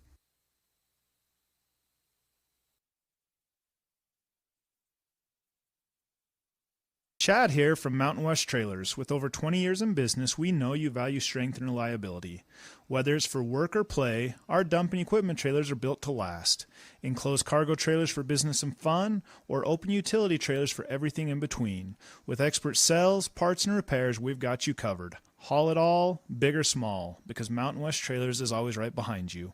Visit us at mountainwesttrailer.com or stop by at 1470 South Highway 40 here in Heber City, Utah. 5, 4, 3, 2, 1. KTMP Heber City and live sports coverage with Ty and Ty. Wasatch with a 6-4 lead after the Royal Matthews 3-run home run. Huge moment there in the game. And a pitching change. Maycock will come out. 3.2 innings pitched for Maycock, 6 runs given up. And now he'll hand the ball over to Milan, the sophomore, a 5.56 ERA on the year, 5 appearances, 0-1 on the season, and 11.1 innings pitched, 7 strikeouts on the year for Milan. And he'll be rewarded by having to face off one of the leaders in the state in home runs, Austin Brown, the sophomore, 10 home runs now on the year. Ball 1 and ball 2 to start off this at-bat to Brown. Another fastball up and away for a 3-0 count. Milan, a little bit of an unusual motion. He kind of works off the side edge in the windup of the rubber and fully turns his body, kind of a Hideki Nomo, for those of you that are old school enough, turns his back to the hitter. 3-0 outside for ball 4. 4 quick ones to Austin Brown, and he'll trot down to first base. Never got an opportunity to even swing it on that one. That'll be the 3rd walk of the game for Fremont. They also have 1 hit by pitch. Wasatch has been able to capitalize on a few of these mistakes from Fremont. Hafen will come up to the plate for the Wasps. 0-for-1 on the day for Hafen. He's been hit by a pitch. And there's 5 straight balls, as that one is a fastball that misses outside. Boy, I think until Milan shows he can throw a strike, I don't think you need to be too aggressive over at first base if you're Wasatch. If Milan's going to keep giving you bags. Hafen takes a swing at that one. First fastball for a strike, and it's a lazy fly ball. It's going to be tracked down by Hawkins, and that'll be the 3rd out of the inning. But Wasatch does the damage they need. They take the 6-4 lead on the 3-run home run from Royal Matthews. We'll head to a quick break. Back for the top of the 5th inning when we come back. Hey there, Heber City. Are you tired of dings, dents, and scrapes ruining the beauty of your beloved vehicle? Look no further than Robards Collision, the ultimate destination for all your auto body needs. At Robards Collision, they've been offering top-notch collision repairs and outstanding customer service. Their team of expert technicians is passionate about bringing your car back to its original glory, no matter the size of damage. Their state-of-the-art facility is equipped with cutting-edge technology, ensuring precise and accurate repairs. They handle it all with precision and care.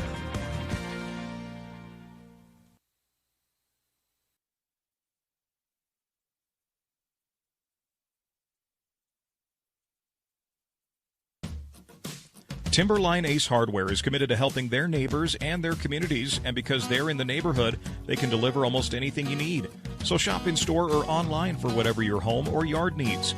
Choose from top brands like Milwaukee, Stihl, Traeger, and Benjamin Moore. Then pick up in store, curbside, or they'll deliver your order right to your home. Around the block, what you need in stock with people that know how to help. Timberline Ace Hardware, serving the community for over 50 years. Ace is the place with the helpful hardware, folks.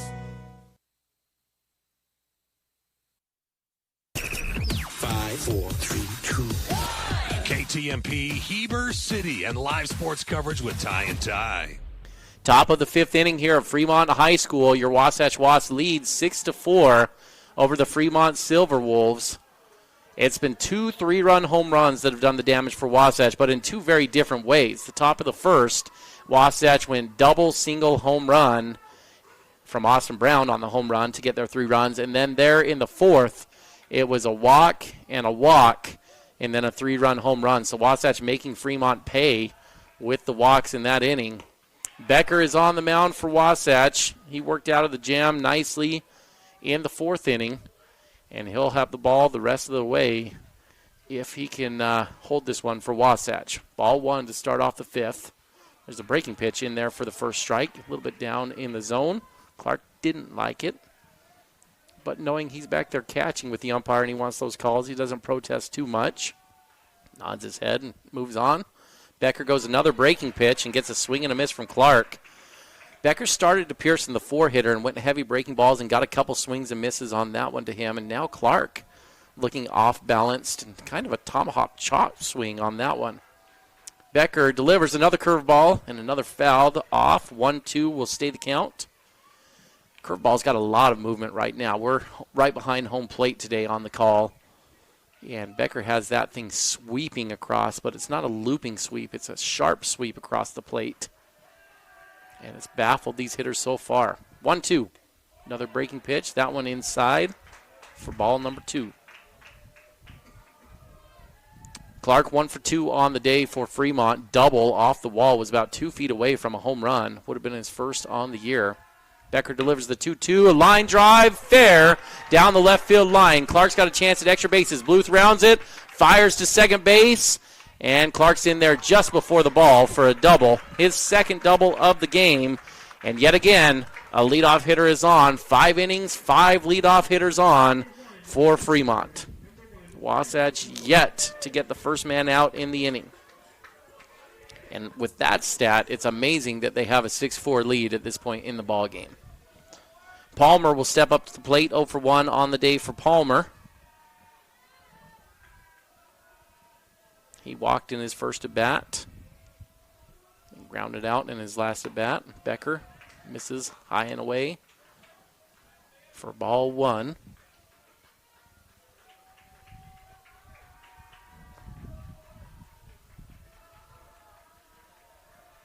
Brevin checks the runner at second. Now delivers. Breaking pitch. Fastball, pardon me. High and away again. 2-0 the count.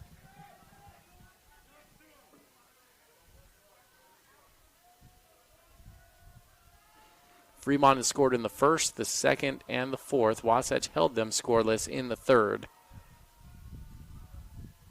Becker, fastball inside for ball 3 to Palmer.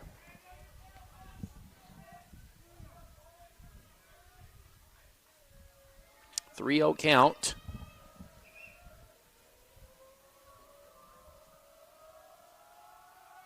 And ball 4 inside. Palmer will walk down there to first base. As Wasatch puts the first 2 guys on, a hit and a walk. And now we'll have a new hitter as Hall will step up to the plate. This is where Maycock was. Maycock came out. And Milan came in to finish that last inning. Now Hall will hit in this spot. Hall on the season, 15 at-bats, only 1 hit on the year. 3 RBIs, though. Had a double in that 1 hit.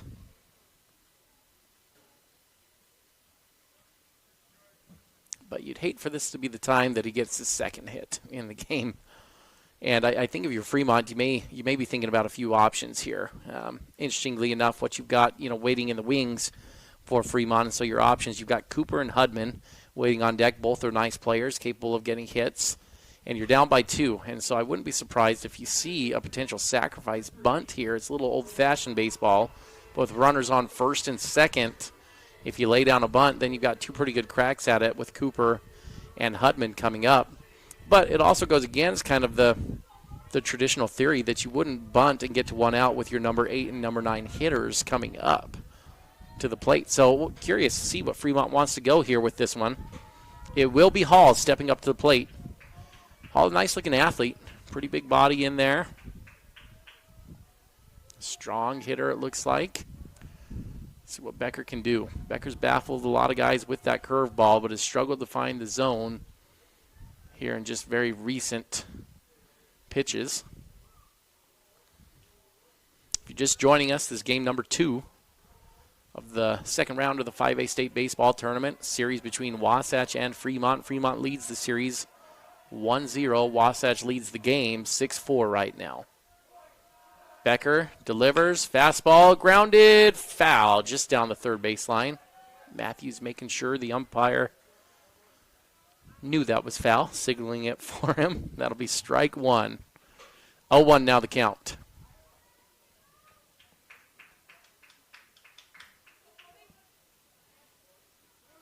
Hall steps back in. A little ahead of that pitch. See where Wasatch goes on this next one. Becker gets the signal from Sweat. Takes a couple peeks at second. Curveball, and Hall goes right over the top of it. It was a curveball that he tried to bunt, and that is something that is often overlooked in practice with teams and coaches, is you practice a lot of bunting, but you don't practice bunting a lot of curveballs. And a lot of these guys get baffled when they see a curveball coming in that they have to bunt, and that one was a poor attempt. 0-2 now the count. Becker takes a peek at second. Delivers another curveball down in the dirt, gobbled up by Sweat. Back pick, not in time. Salmon puts the tag on the back. And we'll reset. 1-2 now the count. Feels like a big moment in this one. Wasatch up 2, nobody out. Runners on first and second. 7, 8, 9 due up right now for Fremont. Becker delivers, curveball down in the zone for ball number 2, inside part of the plate.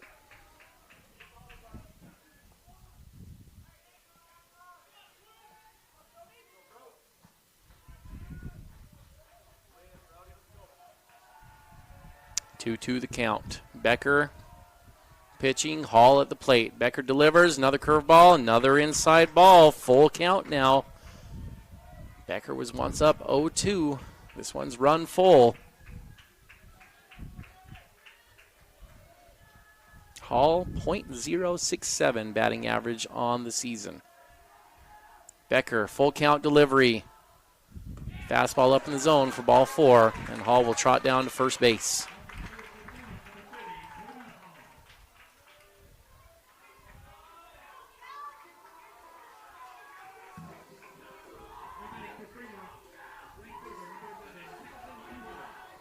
That'll bring Cooper up to the plate. Cooper 0 for 1 on the day.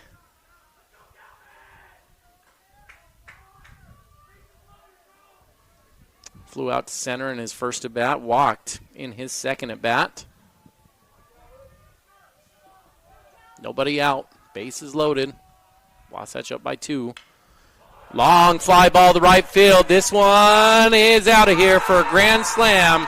And Fremont has retaken the lead at 8-6 on the Cooper home run. That's his 4th home run of the season. And he makes Wasatch pay for the walks, just like Wasatch made Fremont pay on the walks earlier in this one. 8-6 now the score, Fremont in front.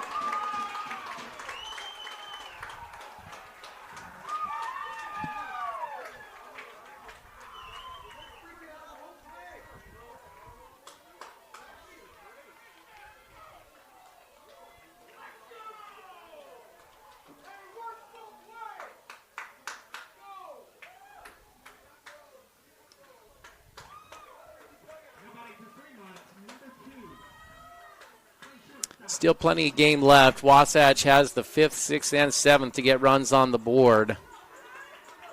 And so this script is not totally written, but the story we've talked about all year long is when you get to good teams, the freebies will kill you. And yesterday that was the difference in the game. Wasatch gave up 3 or 4 runs, depending on how you want to look at it, with freebies. And they lost that game 5-3 today. 6 walks on the day, 1 hit by pitch. And it's resulted in runs almost every time Wasatch has put some free ones across on the board. 0-1 the count. First pitch in there for a strike to Hudman.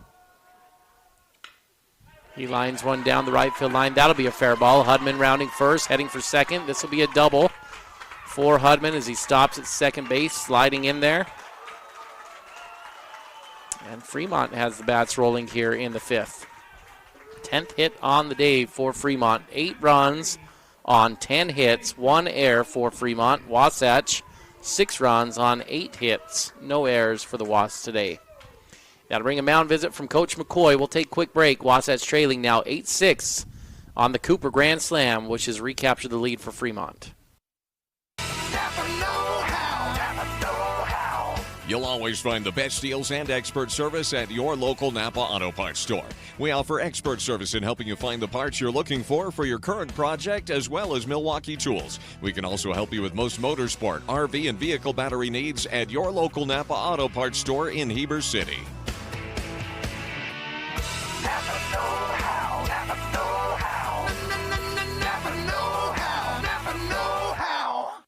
America is preparing to celebrate its 250th birthday, and you're invited to the party. Let Freedom Ring 250 is a free virtual discovery hunt encouraging you to explore the history and local landmarks that shape our story. This initiative is proudly sponsored by the Discovery Family Coalition, Wasatch Behavioral Health, and the Caring Community Coalition. To join, download the Goose Chase app and enter code FREEDOM250WC. Let freedom ring. A UCCU home equity line of credit puts your home's equity to work for you. Finish your basement or yard and raise your home's value. Pay off higher interest, help with college or weddings. It's peace of mind knowing that you have a low-rate line of credit ready for whatever, whenever. UCCU will also provide you with a home equity Visa card, giving you instant access to your equity. Learn more or start your application today at uccu.com or stop by any branch. UCCU. Love where you bank. We at Guild Mortgage help people build personal wealth through real estate, be it your first home, next home, dream home, or investment property. At Guild Mortgage, we help you refinance for that lower interest rate, shorter term, or home remodel. At Guild Mortgage, we help you plan for retirement by owning multiple investment properties and can even add to your retirement plan with a reverse mortgage. We at Guild Mortgage believe everyone can own what matters. 5, 4, 3, 2, 1. KTMP Heber City and live sports coverage with Ty and Ty. Pitching change here for Wasatch. They're going to hand the ball over to sophomore Hawk Webster. 4.2 ERA on the year in 2 appearances for Webster. Only 1.2 innings pitched. 2 hits given up in those 1.2 innings pitched. 1 strikeout. And he'll face off against the top of the lineup here for Fremont. Hawkins 2 for 2 on the day. He's reached all 3 times he's come to the plate. Runner on second. Nobody away. 8-6 lead for Fremont. Webster delivers a curveball outside for ball 1.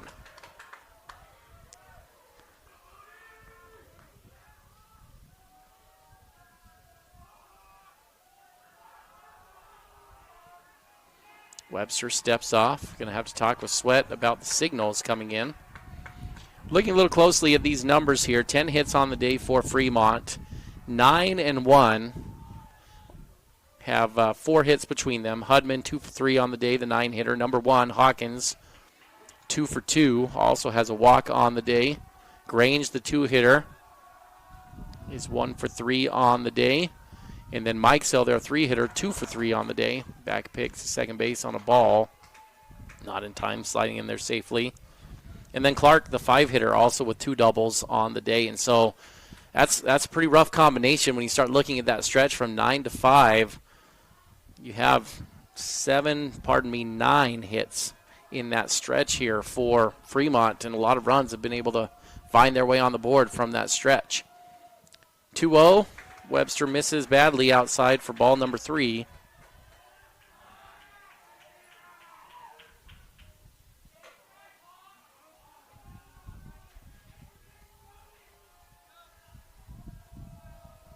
.3-0 count.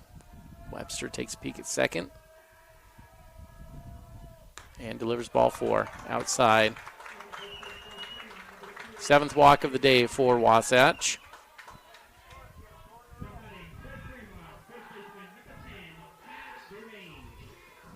Grange will come up to the plate now, double to get things started for Fremont in the first inning. A double put runners on second and third. Grange was your winning pitcher yesterday as well for Fremont. Really good looking lefty on the mound. Nobody out, runners on first and second. Grange at the plate, Webster, the sophomore, throwing to him. Double checks, triple checks now, the runner at second base. There's a fastball in for a strike on the inside part of the plate.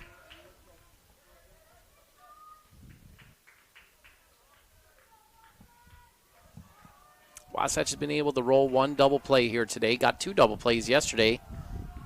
A little bit more unorthodox ways. Could really use a double play here. There's a curveball up in the zone.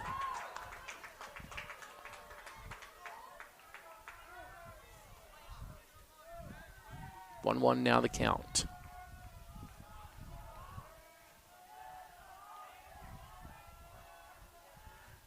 Webster delivers. Grange hits a long fly ball to right center. This one going back off the top of the wall. This is going to score one. And they're going to try to get two. The throw at the plate, not in time. As sliding in there is Hawkins. Wow, that one, he had not even rounded third by the time the ball got to second base. But no hesitation, went all the way, and Wasatch just caught a little off guard.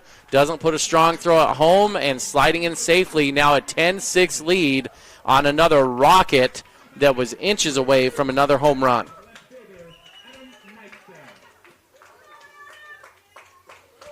I think if I'm Fremont coaches, I'm going to tell these guys they need to do a little bit more in the weight room, a few more push-ups. They've had a couple right off the top of the wall today. Clark hit one that was about 2 feet away from getting out of the park, and now Grange has one that's just inches away from getting out of the park in the deepest part of the park. Webster, ball one. Mike Sill, the 3-hitter, 2 for 2 on the day.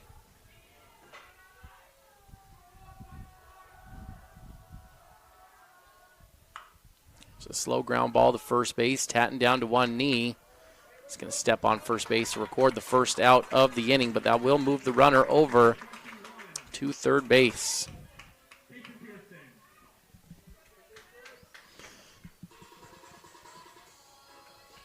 Pearson steps up to the plate, 4-hitter. One of the few guys that has not had success today for Fremont. 11 hits on the day. Pearson doesn't have a single one of them. 0 for 3 on the day for the hitter who leads the team in batting average at .450 on the season. He'll take a ball outside for ball one. 10-6 is the score, top of the fifth inning. 6 runs already on the board for Fremont in this inning, looking for more. Hard ground ball, singles to left field, hopped over the top of Faller's diving head. And that'll be the 7th run in the inning as Pearson gets his first hit of the day. 11-6 now the score. In it for a slugfest, it looks like.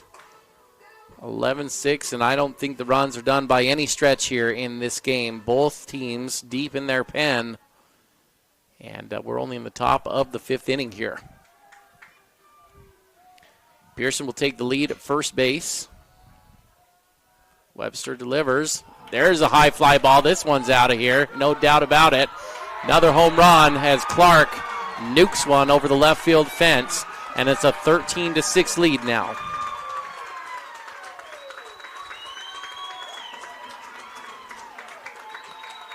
His first home run on the season. Came close on his first double. Must have did those push-ups I talked about in the dugout over there because that one was a no-doubter. 9 runs on the board in the top of the 5th inning here for Fremont. A grand slam, a 2-run double off the top of the wall, and now a 2-run home run over the left field fence. Balls have been jumping here for Fremont in this inning, and it'll be another pitching change for Wasatch as Webster will come out. We'll take a quick break. Wasatch trailing big now, 13-6 in the top of the 5th. Still trying to find their way out of this inning. Are you ready for lunch? Well, the Dairy King, home of the train, is serving the best food with friends and family in the Valley and have been the winner of Best of State for 20 years. They've recently been named the best of Utah for their milkshakes. You've got to try their delicious train burger with an Oreo shake. They also have those yummy salads that just hit the spot or a turkey breast sandwich that tickles the taste buds. They've proudly been serving the Heber Valley for 78 years at the Dairy King, home of the train, serving deliciousness daily. Stop in today.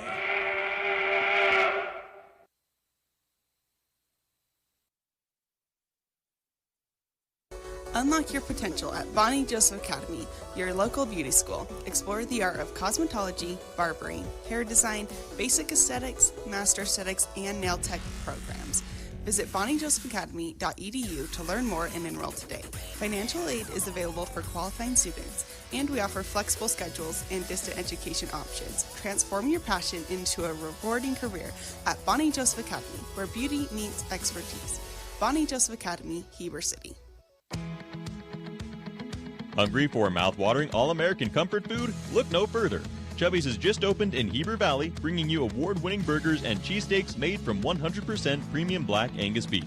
With 9 Utah locations, our family-owned and operated restaurant knows how to satisfy your cravings. And don't forget to treat yourself to our delicious desserts. Come taste the difference today at Chubby's, located at 220 North Main Street. Chubby's Cafe, your neighborhood destination for the food you crave. Here at Country Gardens and Nursery, we hope that you feel that you are home when you are away from home as you go around our perennial floor checking out the newest and latest for beauty for your garden, as you wander into our indoor plant shop seeing the possibility of what could be yours. Stop by Country Gardens and Nursery, your home away from home. 1401 US 189, Heber City, Utah. And don't forget to check us out on social media for quick tips and tricks throughout the season. 5, 4, 3, 2, 1. KTMP, Heber City, and live sports coverage with Ty and Ty. Trevin Tatton on to pitch for Wasatch. He'll move over from first base to the mound. Webster comes out. Kamarabi will come in from right field to first base, and Colby will head out to right field. So no change in the batting lineup. Even though Colby comes in, that's the spot that's being DH'd for right now. There's a swing and a miss for strike one from Tatton.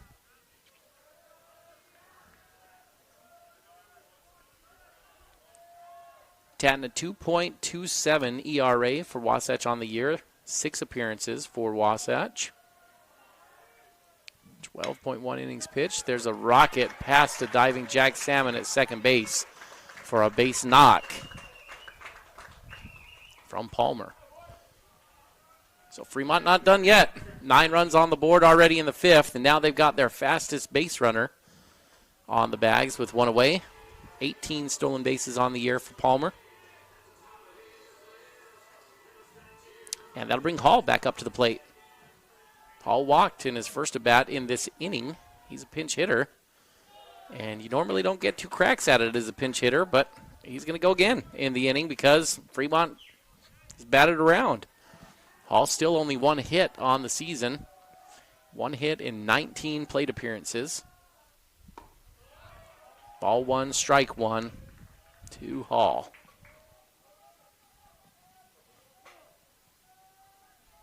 One count. Runner at first. Palmer, pretty good lead. Tatton delivers. Curveball down in the zone for ball 2. Sweat smothers it in the dirt. Long inning for Wasatch out there. Grand slam, 2-run home run given up, a 2-run double given up.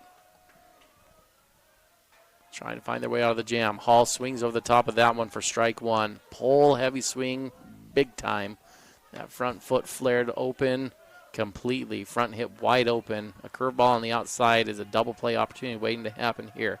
Tatton delivers an outside fastball. That's down in the zone. Ball 3. Full count now. 3-2. 1 away. Palmer at first. Tatton delivers. And ball 4. Hall will get his second walk in the inning as a pinch hitter.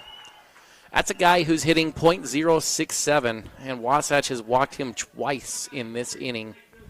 I mean, it's just how the inning's gone, unfortunately, it feels like. And that'll bring up Cooper, who's the hero of the game so far. Trailing 6-4, Cooper stepped up with the bases loaded and hit a grand slam earlier in this inning. He's got a chance to add to his legend right now, stepping up with 1 away. And runners on first and second. Tatton takes a peek at second base, now home, delivers. Swing and a miss from Cooper over the top. Tatton good zip on that fastball today. Looks good. Frequently used out of the bullpen today has been Tatton. this year. Third on the team in innings pitched is Tatton. Delivers the 0-1. That one inside for ball one, down in the dirt.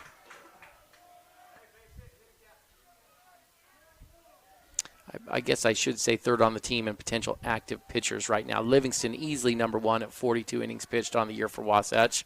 There's a check swing over to third base. Matthews has it. Only option to go over to first. That'll move the runners over, kind of like a swinging bunt.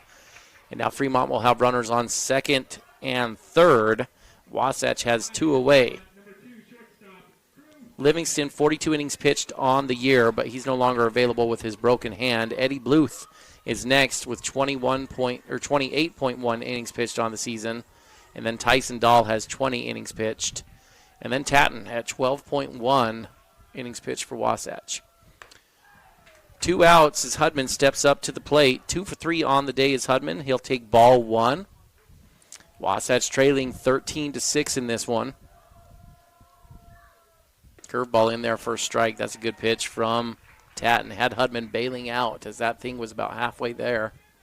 1-1 now the count.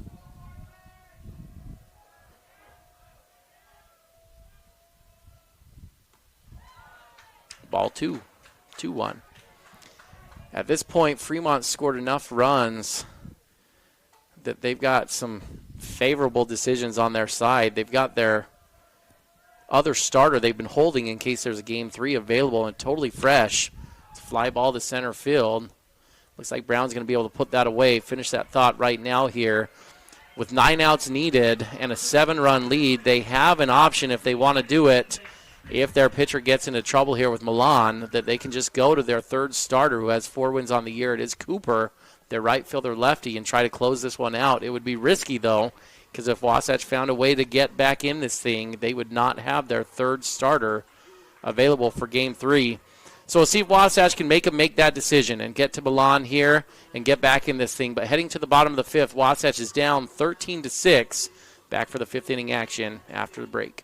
Big O Tires in Heber is your one-stop shop for tires and service. What was once Point S is now Big O Tires. Same service, but different name. We're locally owned and operated and want to help you get your vehicle ready to road trip this summer. Stop in for all your name brand tires, oil changes, alignments, brakes, batteries, shocks, struts, and a whole lot more. Plus, Big O Tires offers financing options to fit any budget or any situation. Visit us today. Big O Tires, the team you trust. 5, 4, 3, 2, 1. KTMP, Heber City, and live sports coverage with Ty and Ty. 5th inning stretch here at Fremont High School. Fremont leading 13-6 over Wasatch. 9 runs in the top of the 5th inning has been the big difference in this game for Fremont. Wasatch had a 6-4 lead heading into the 5th inning. It came off a Royal Matthews 3-run home run in the bottom of the 4th. Wasatch felt like they had all the momentum, and then Fremont capitalized on a lot of walks and then tattooed the ball. 2 home runs in the inning, a grand slam, a 2-run shot, and a double that went off the top of the fence that scored 2 runs. And Fremont just looked like men among boys in the top of the 5th, and Wasatch now trails by 7 heading into the bottom of the 5th. But Wasatch is chased into the bullpen here of Fremont, and I wouldn't bury them quite yet in this one. Wasatch has the bats to get back in this thing, see if they can climb their way back in one at a time. It'll be Tatton up first for Wasatch, and he takes ball 1 and ball 2 to start here. Milan struggled to find the zone. He's only 1 out recorded in this game, but he only threw 1 strike to get that 1 out. There's his 2nd strike out of his first 9 pitches. It's a 2-1 count. Waiting on deck is going to be Jackson Kamarabi. Get a chance to hit here now. Milan delivers. Tatton fouls that one straight back. Fastball. So it'll be Tatton, Jackson, and then Sweat in this inning. And then Bluth will hit in the 4 spot if Wasatch gets to that point. 2-2 count. Milan goes curveball. Outside. The zone has changed a little bit. That was a strike at the beginning of the game. And Clark knew it. He was up to fire that one around the horn, and I don't blame him because it's been called for the majority of the game, but it feels like the last inning, Zone's tightened a little bit. Tatton ropes the 3-2 pitch out to right field, but a sliding grab is made by Cooper, who's having himself a day to remember.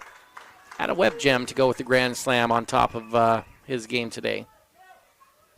It's another good barrel for Wasatch that results in nothing but an out, unfortunately.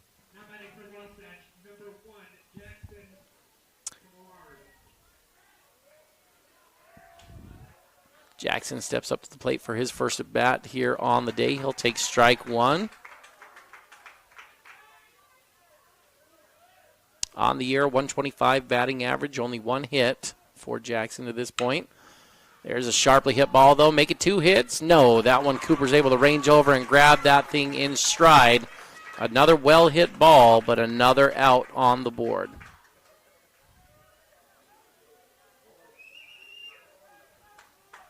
Out and off the bat, looked like it was going to have a chance at extra bases.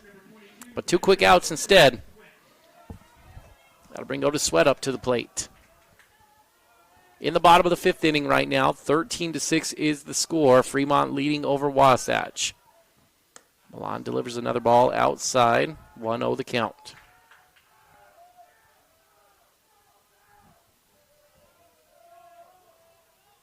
The 1-0. Inside for ball 2. Tried to go with an off speed there.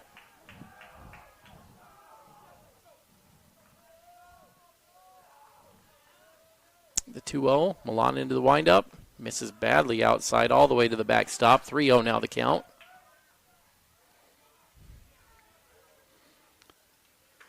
Start looking at the pitching here for Fremont. Grange went the distance yesterday for them.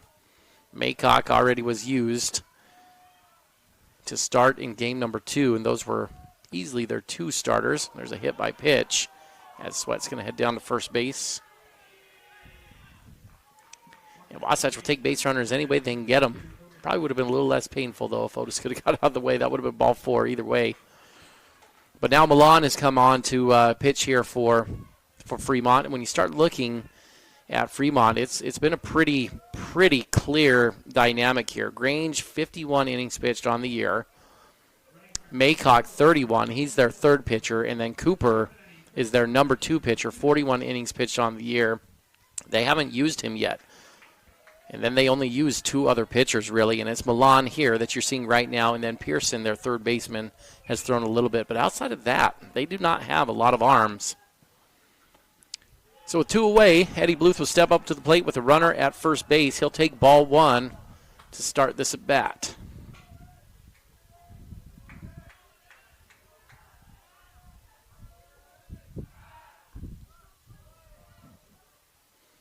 Pickoff move to first base, not in time. I think you could argue Wasatch maybe hasn't even seen the best arm that Fremont has yet. Looking at the stats, Cooper, their right fielder, the 41 innings pitched. He's given up the least amount of hits out of any of their starters there as far as hits per 7 innings. And he's definitely struck out the most hitters. He's got the power arm. His issue, it looks like, is walks. He's got double the amount of walks as Grange has over there. And so probably not their ace in that regard, but I think he's got the most live arm out of anyone that Fremont has to offer. There's strike 1. Now a 2-1 count after 2 balls to start the at-bat. Another pickoff play, not in time.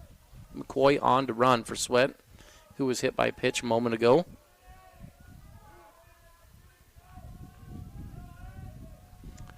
The 2-1. Milan working from the stretch, delivers. Bluth fouls that one off front of the plate. And that'll move us to 2-2.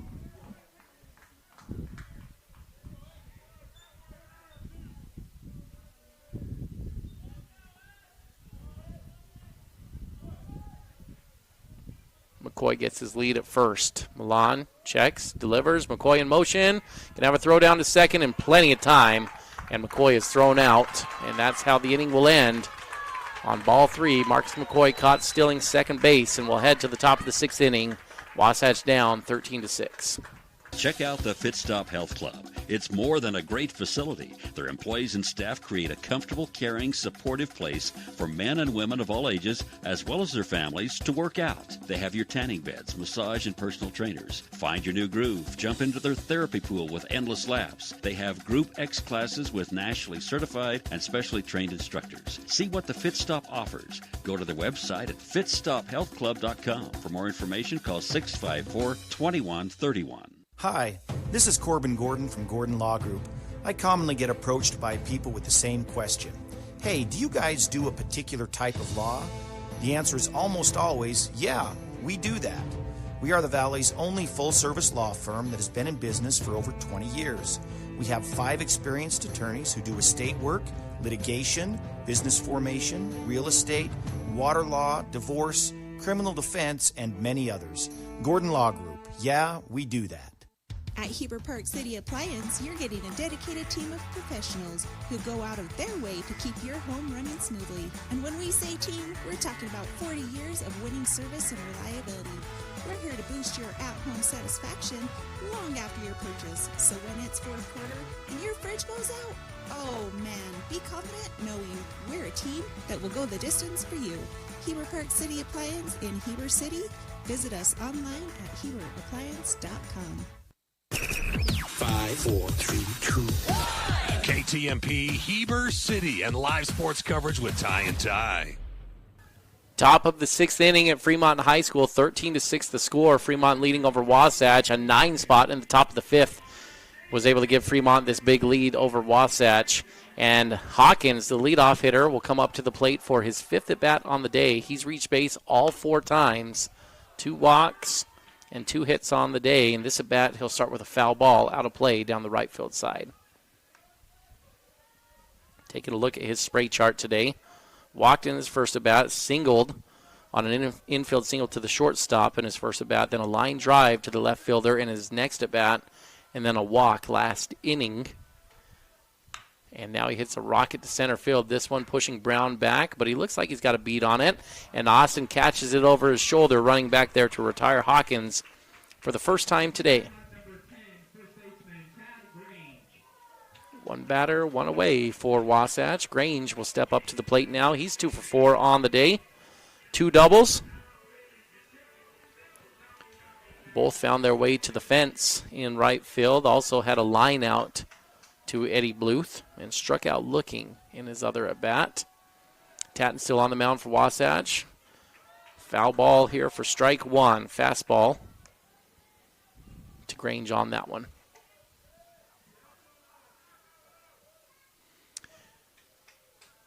Winner of this one will advance to the state tournament at UVU and will face on most likely Maple Mountain High School. We'll kind of wait and check those results officially here and see if we can get any final before the end of this one. But that's the most likely outcome. Grange fouls off another one down the left field line. That'll make the count 1-2 after the second pitch was thrown for a ball.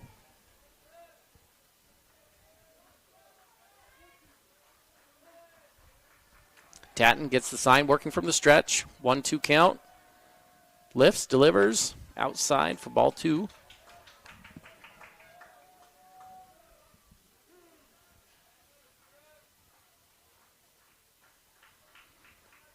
The 2-2.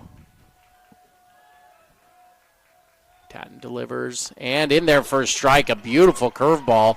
Started that one about 6 inches off the plate on the outside and just ripped inside as it got to home plate, caught the outside edge, and Grange will go down looking for the second time today. That was a great sequence there from Trevin. That'll bring up Mike Sell to the plate. He's 2 for 3 on the day, 3 RBIs to get the scoring going for Fremont. Tatton's going to start him with a curveball for strike 1. Trevin looking good on the mound right now. 0-1 the count.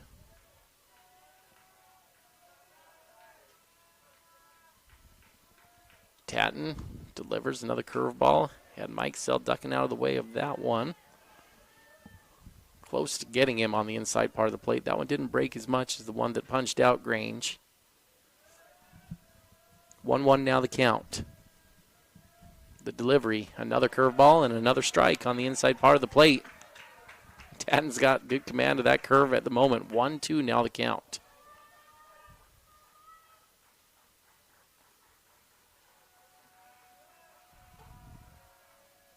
Tatton delivers and another curveball, and it's sawed off. Faller's going to have to get this one on the run. Good play, delivers, and what a play from Braxton Faller. Catches that one on the move, and with perfect footwork in stride, puts a perfect ball over there at first base to Kamarabi.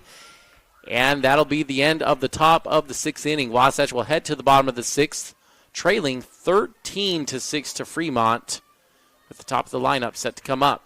Wasatch Baseball, 92.9 The Peak. Hey, it's Nicole from Mountain Refined. I wanted to take a moment and invite you to visit our showroom. We are locally owned and operated with the largest selection in Wasatch County. In our showroom, you will find everything from bedding, home decor, gifts, jewelry, beautiful furnishings, and even flooring. We even have a large selection of protein powder. It won't take you long to find out what everyone's talking about. We can't wait to meet you. See you soon. We're located at 480 North Main Street in Heber City. Chad here from Mountain West Trailers. With over 20 years in business, we know you value strength and reliability. Whether it's for work or play, our dumping equipment trailers are built to last. Enclosed cargo trailers for business and fun, or open utility trailers for everything in between. With expert sales, parts, and repairs, we've got you covered. Haul it all, big or small, because Mountain West Trailers is always right behind you. Visit us at mountainwesttrailer.com or stop by at 1470 South Highway 40 here in Heber City, Utah. 5, 4, 3, 2, 1. KTMP Heber City and live sports coverage with Ty and Ty. Bottom of the 6th inning. I misspoke as we went away to break. Eddie Bluth is going to come back up to the plate. His at-bat ended with McCoy getting caught stealing in the bottom of the 5th inning. So Bluth will reset his count and lead off the inning. He'll start with ball 1. Milan's still on the mound for the Silver Wolves. The 1-0, that one outside as well for ball 2.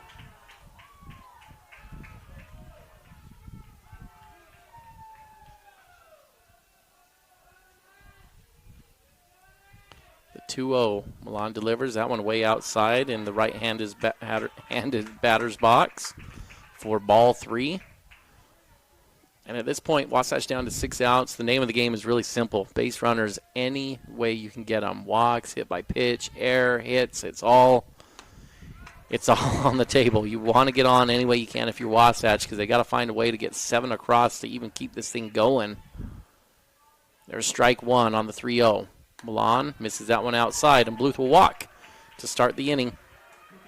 That'll bring us to the top of the lineup where Jack Salmon will come up to the plate. 0 for 2 on the day for Salmon. Salmon did reach on a walk in his last at-bat.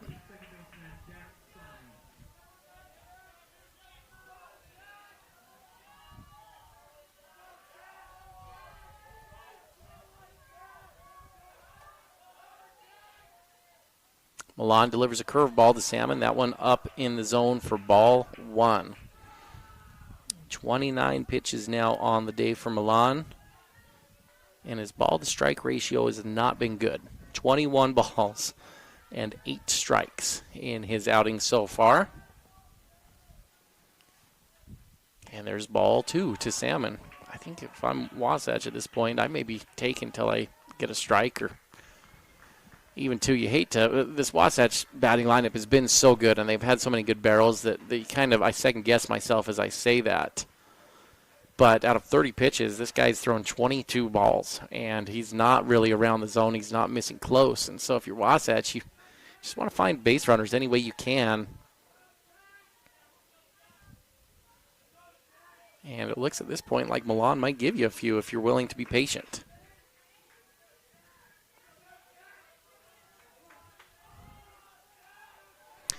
After a mound visit from Clark, Milan back ready to go. And there's a fastball in there for a strike. So 2-1 now is the count.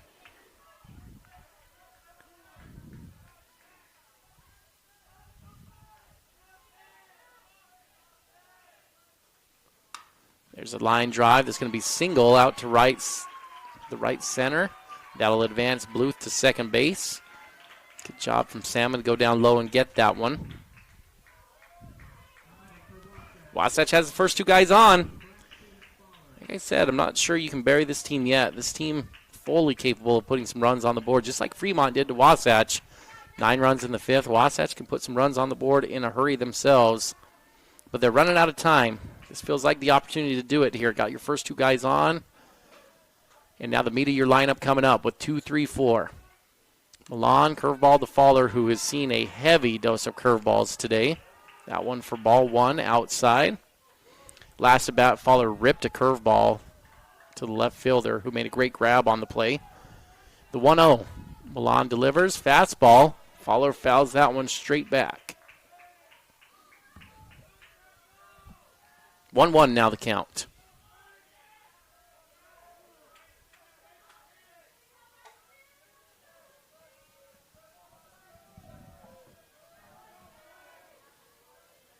The 1-1, curveball inside to Fowler for ball 2. 2-1 now the count.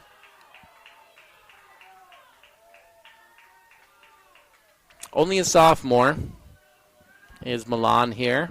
Pretty good zip on the fastball too. Pacing Milan. There's a pitch fouled off again by Fowler back into the softball diamond yet again. That'll move the count to 2-2. He's done a good job of kind of mixing things up with Braxton.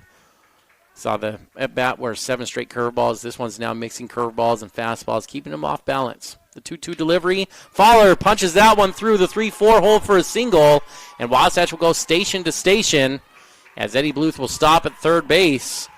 So Wasatch loads him up with Royal Matthews coming to the plate, who hit a 3-run home run in his last at-bat. Wasatch, all 6 runs coming from the long ball. Matthews, a 3-run home run, and then Brown waiting on deck, a 3-run home run. And Fremont wants to talk this one through. Decision time. The coaches come out, not cross the white chalk. Kind of looks like Field of Dreams movie for a minute, trying to decide if he really wants to cross it. There he goes. Comes across to make a mound visit and talk this one over with Milan. But a big moment here, leading by 7. Matthews and Brown waiting on deck. And Fremont wants to talk this through. We'll take a quick break as well. We'll be back in just a moment. Timberline Ace Hardware is committed to helping their neighbors and their communities, and because they're in the neighborhood, they can deliver almost anything you need. So shop in store or online for whatever your home or yard needs. Choose from top brands like Milwaukee, Stihl, Traeger, and Benjamin Moore. Then pick up in store, curbside, or they'll deliver your order right to your home. Around the block, what you need in stock with people that know how to help. Timberline Ace Hardware, serving the community for over 50 years. Ace is the place with the helpful hardware, folks.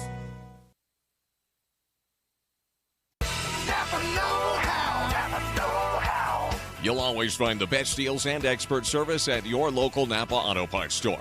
We offer expert service in helping you find the parts you're looking for your current project, as well as Milwaukee tools. We can also help you with most motorsport, RV, and vehicle battery needs at your local Napa Auto Parts store in Heber City. Napa know-how, Napa know-how. Napa know-how, Napa know-how. Back here in the bottom of the 6th inning, bases loaded. Royal Matthews steps up to the plate. Milan will stay in. Delivers. Outside pitch for ball 1. Again, missing badly with these pitches. Royal Matthews, 3-run home run in his last at bat. He's 2 for 3 on the day. A single in the first inning to go with that 3-run home run as well. The 1-0, fastball outside for ball 2. Trailing 13-6. Wasatch trying to start chipping away. Milan, 2-0 delivery. Matthews, big swing over the top of that one. For strike 1. Went fastball, looking fastball. Went over the top of it. That's how his last at bat went. 2-0 fastball, swung over the top. Got the 2-1. There's a 2-1 fastball outside for ball 3. 3-run count. If you're Royal Matthews, this is the spot for you, right? I mean, you've got a 3-1 count. You can look for your pitch, your spot, and turn it loose if you get it. The 3-1 outside for ball 4, and Milan will walk in a run to make this 13-7 as Austin Brown will come to the plate, and that will bring a pitching change here from Fremont as Brown comes to the plate. We'll step aside for a quick break. Wasatch not dead in the water yet, trailing by 6. Bases loaded, though, nobody out. And Austin Brown, 10 home runs on the season, coming up to the plate for the Wasps.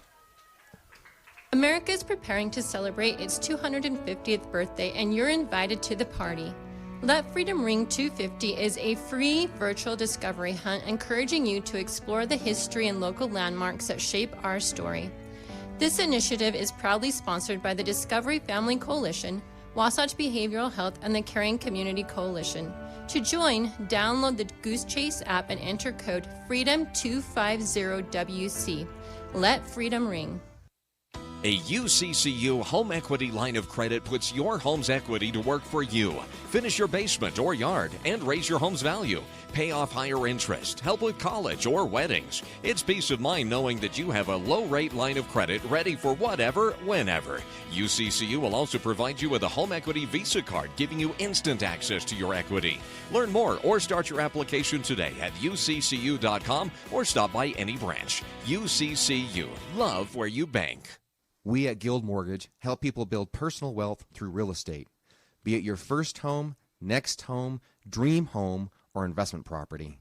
At Guild Mortgage, we help you refinance for that lower interest rate, shorter term, or home remodel.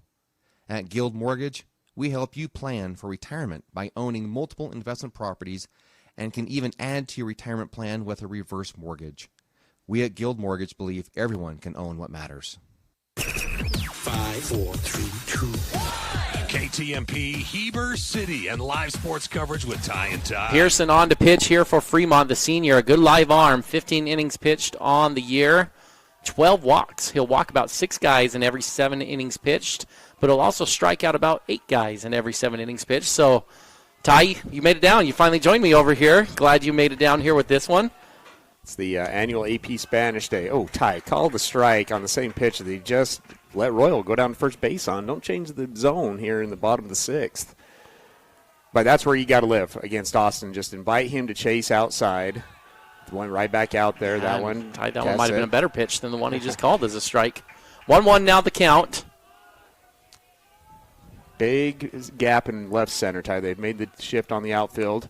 Big swing and a miss there on a pitch just above the bell. That's been the pitch it seems to have been getting Austin over the last couple of weeks, is that pitch just a little bit up in the zone. See what Brown can do here on the 1-2 delivery from Pearson. Outside fastball, up and away. Pearson, just a good fastball, Ty. You mentioned it on the break. Just a good athlete that they're going to put up here on the mound to try to get out of this thing. Well, if you're Wasatch, you got to at least get 4 here in this inning, right, to make it interesting here in the 7th. Yeah, with loaded them up, already have 1 across. You got to get 4. Brown swing and a miss, though. That's a hittable fastball, too, Ty. Oh, he'd like to get that one back inside lower part of the plate. That'll bring Hafen up to the plate. Yeah, and if you're Wasatch, even with that strikeout, you needed your 5, 6, 7 to come through in order to get back in this thing. But they went right after him, Ty. I was expecting them to just live on the outside part. Even if you give up a walk there, you're still up 13-8 with 5, 6, 7 up. So 5, 6, 7 was going to have to get hits either way. You would have liked, when you get 2 fastballs over the plate, to see Austin barrel up one of them, but not able to do it. And so now it's going to be up to these 5, 6, 7 hitters.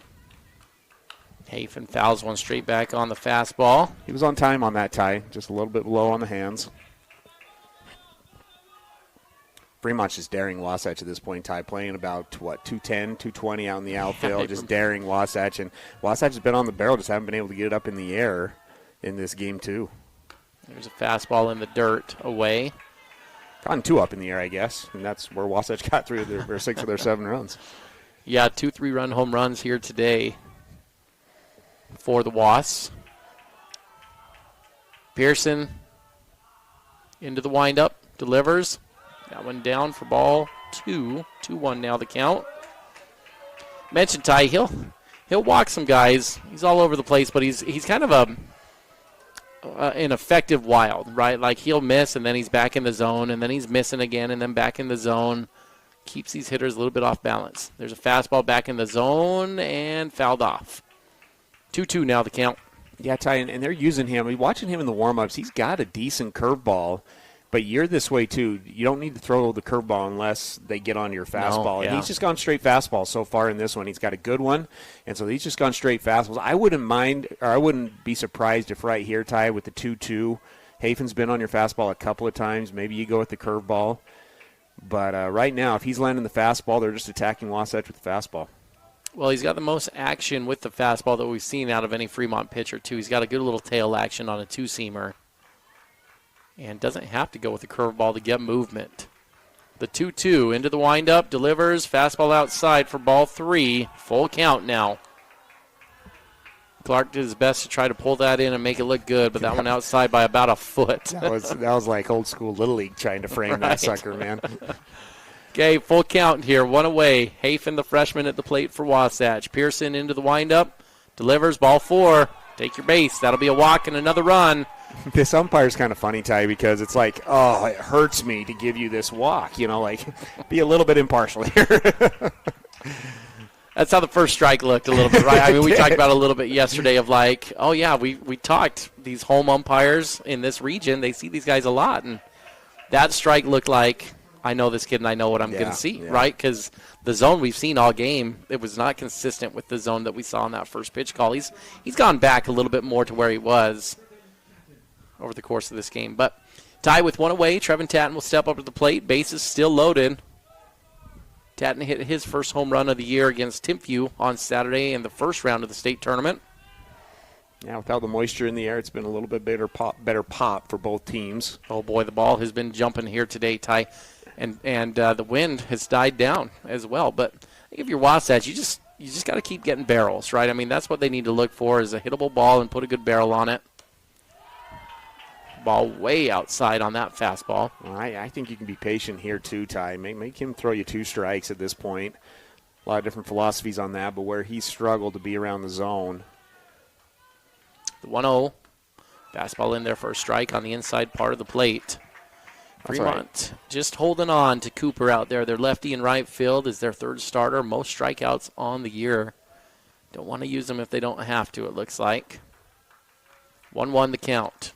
Delivery to Tatton, swing and a miss over the top of that one. Yeah, kind of open up that front shoulder a little bit, Ty, and you got to think up the middle the other way. They're giving us the left center field gap. So you got to just think that up the middle the other way. You could see that front shoulder opening up a little early on that pitch. The 1-2. Pearson gets the sign into the windup, delivers, and Tatton, third strikeout of the game. He's going to be retired. Got to bring Jackson Kamarabi up to the plate. A good barrel on his last one, right? I mean, he was on time on the last at bat. He's got good speed. You need a hit. You need a hit with 2 outs here in order to extend the season. Well, Jackson had a good barrel in his last at bat, Ty. Line drive to right center, but Cooper was able to track that thing down pretty well. Good speed as well with the lefty out of the box. See if he can find his way on. New third baseman in, Ty, too. I failed to mention that with Pearson on the mound. Just got to put the ball in play, right? Wasatch 2 Ks in the inning with bases loaded. Just put the ball in play and see what happens. And that's what Jackson's approach needs to be here. Put it in play, run fast. 1-0 the count. 13-8 now the score. Pearson into the windup, delivers, fouled straight back off of the glove of Clark. 1-1 now the count.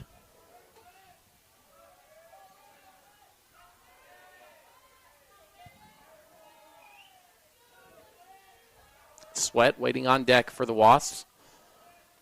There's a fastball called for a strike on that one. 1-2 now the count.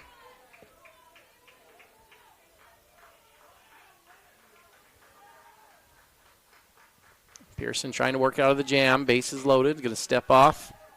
Get the sign. 1-2 the count. 13-8. Wasatch has scored 2 runs by walks in this game. No one's gotten a hit with the bases loaded. Been a lot of standing in this inning. Pearson into the windup. Delivers. Jackson hits a ball to center field. And it's going to be caught by Palmer for the final out of the inning. And that'll retire the side for Wasatch. 13-8 as we head into the 7th. Wasatch still with plenty of work to do. Going to have to hold Fremont there if they want a chance here in the bottom of the 7th.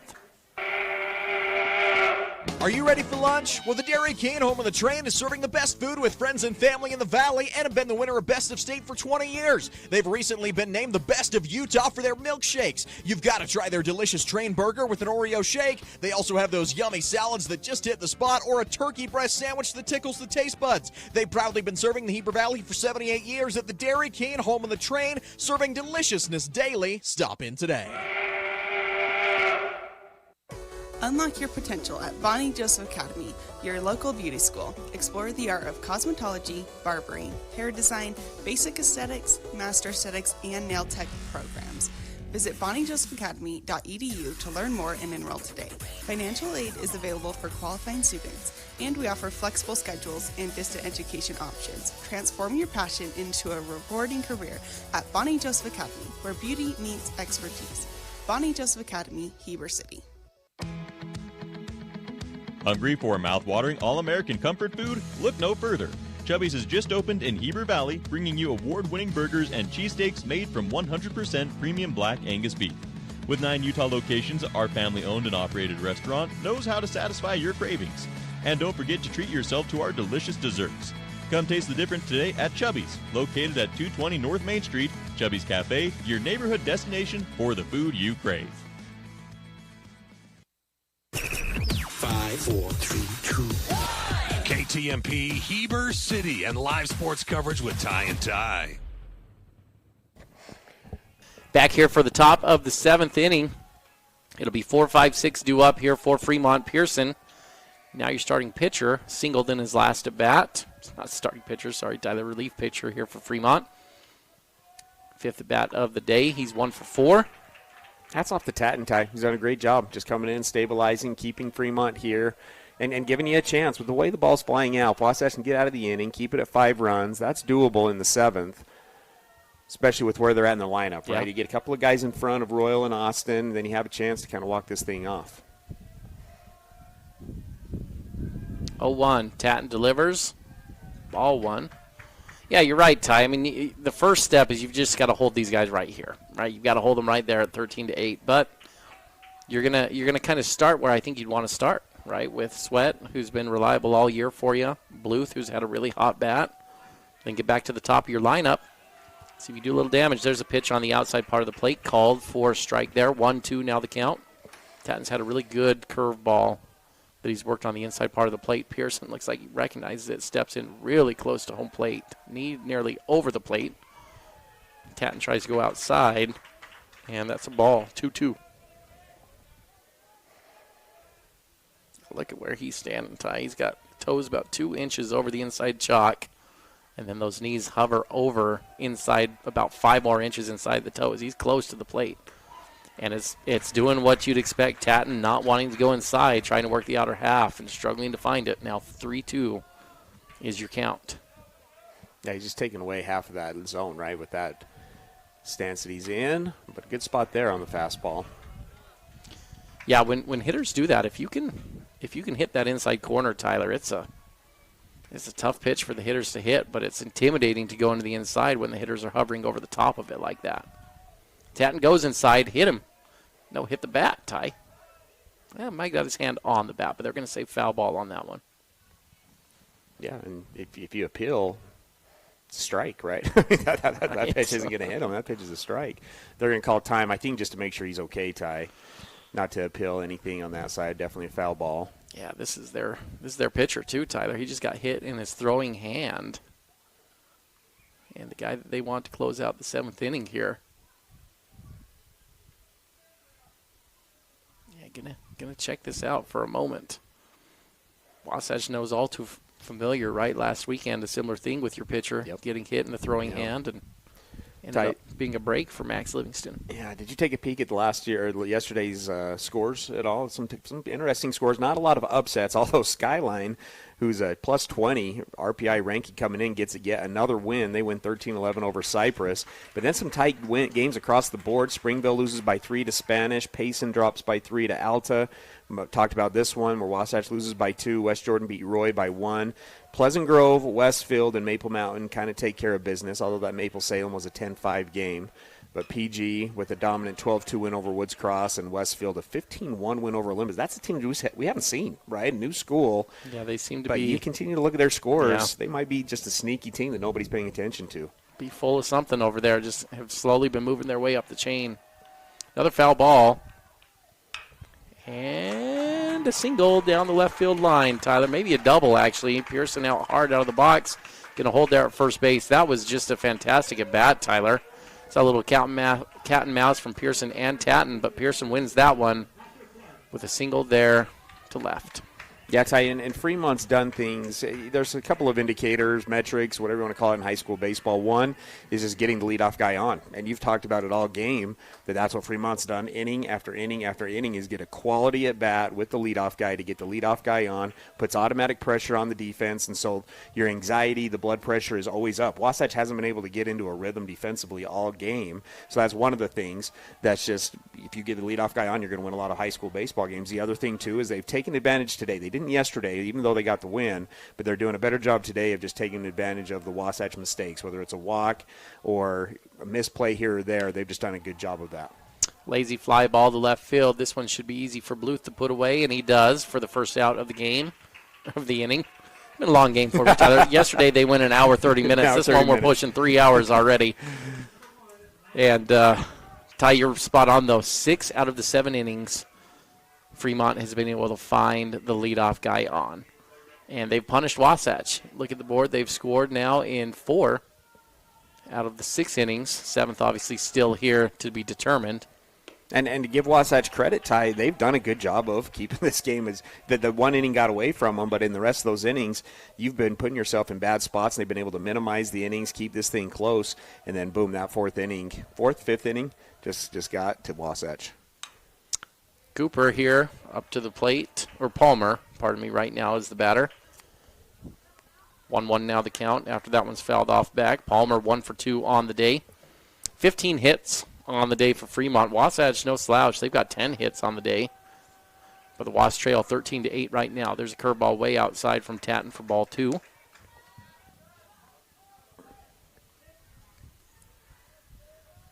Wasatch started with Dahl. Then went to Becker. Becker got out of a jam, but then he got chased in the 5th. Webster was the next one. There's a ground ball to first base. Jackson gobbles it up and gets the put out at first, unassisted. I like that by Jackson, Ty. You very easily probably could have let that go foul, but getting out, right? Get 2 outs on the board, get 1 out away from ending this thing. Yeah, runner advances to scoring position, but I think that's a pretty good play there from Jackson, who hasn't played first base at all this year. Yeah, no, the game got weird, right, when they had to make a bunch of pitching changes kind of suddenly. And after Webster got chased in the 5th, that big inning, Tatton had to come in from first, and Jackson then moved from right field to first base, and Colby went out to right field.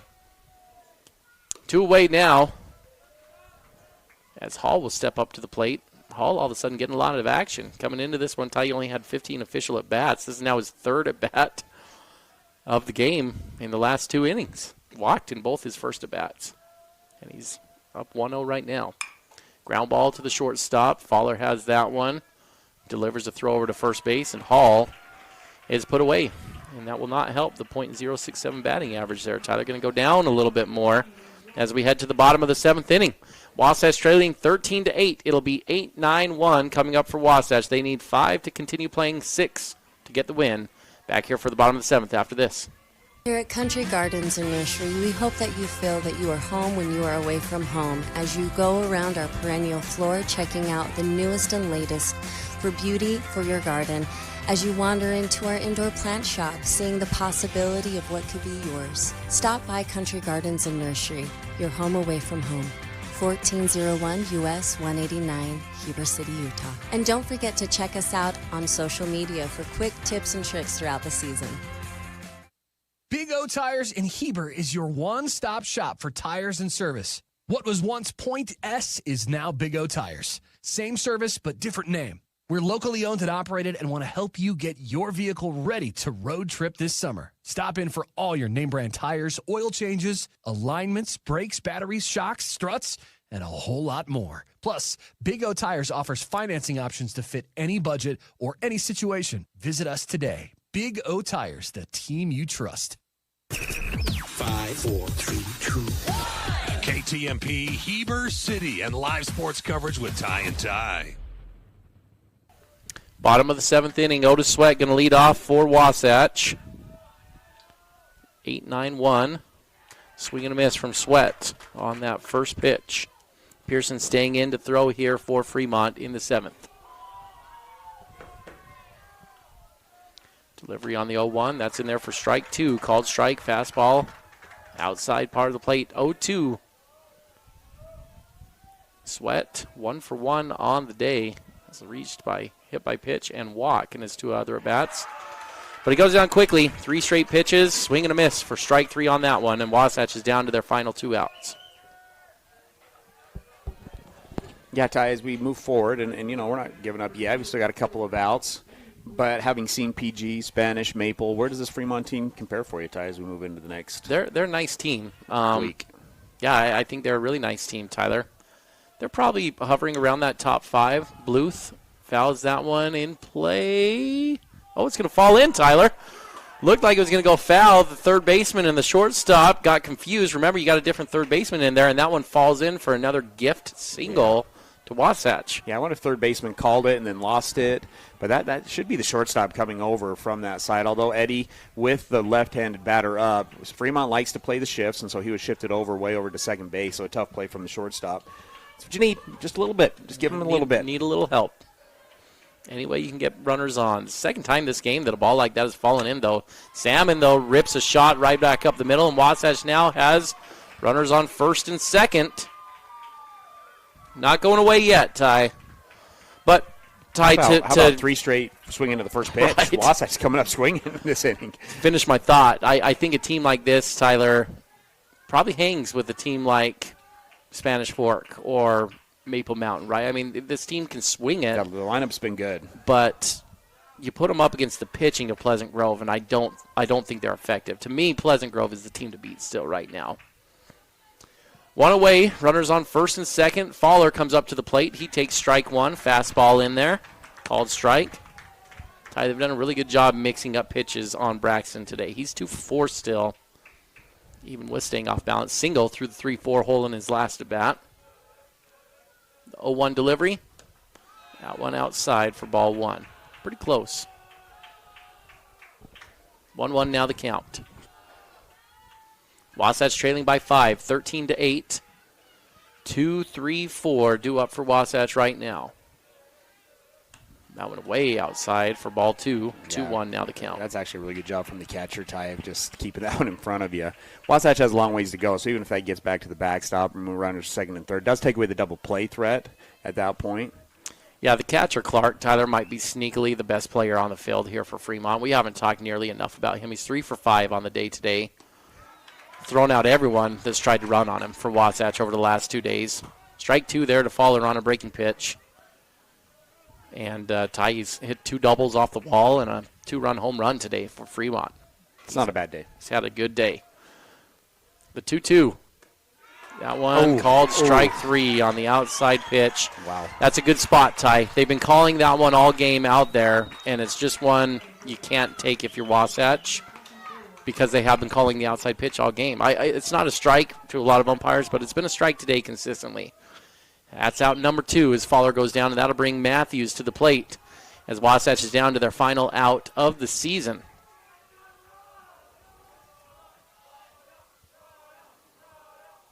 Pearson sets, delivers ball 1. Fastball down in the zone. Matthews 2 for 3 on the day, 3 RBIs.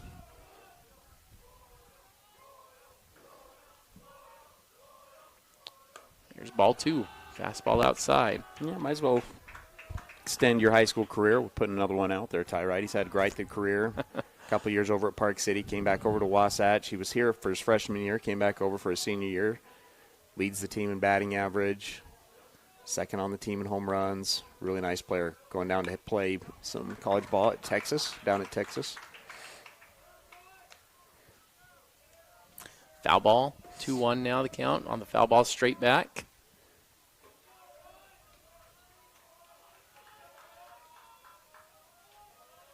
The 2-1 delivery. Fastball up in the zone. That would look pretty good to me, Ty.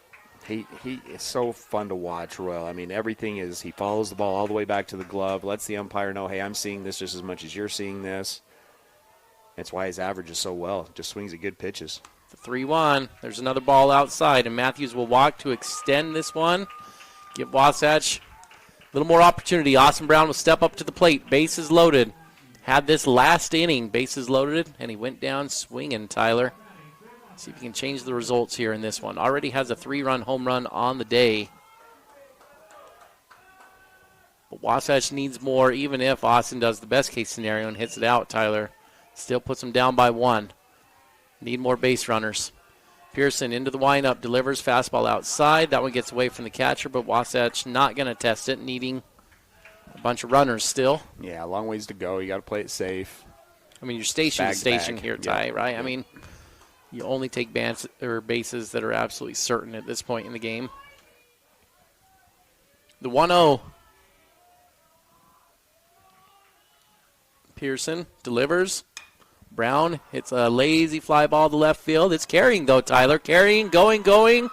Off the base of the wall. That's going to score 3 for Wasatch as Brown's in there with his second double of the game.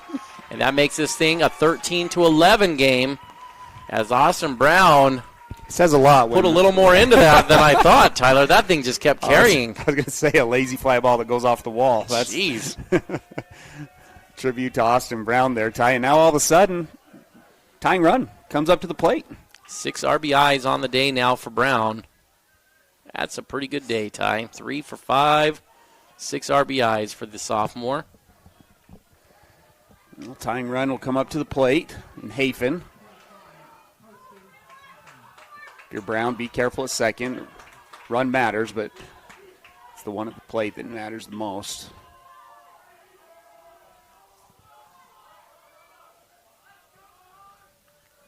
What's the delay here, Ty? Re-enter. So remember, Hafen was pinch ran for in the last inning, and so just re-entering and letting both sides know.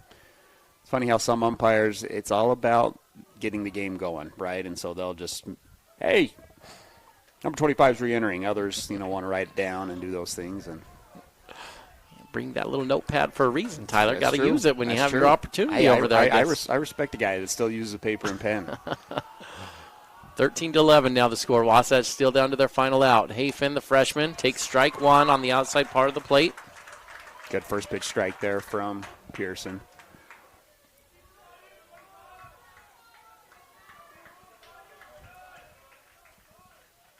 Tatton waiting on deck if Wasatch can extend this one.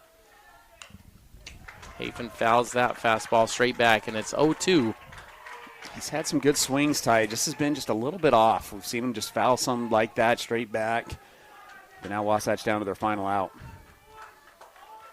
That was a good swing, Ty. I might argue almost a little too big, though, right, at this point in the game. 0-2, he's going to have to get short. Have this thing in play. Give yourself an opportunity. It's been fun to watch, though, these freshmen step in, Tyler, and just play with confidence. 0-2, 2 outs. Pearson trying to put this thing away here for Fremont and advance them to the final 8. Wasatch trying to keep their hopes alive and force a game number 3 down here at Fremont.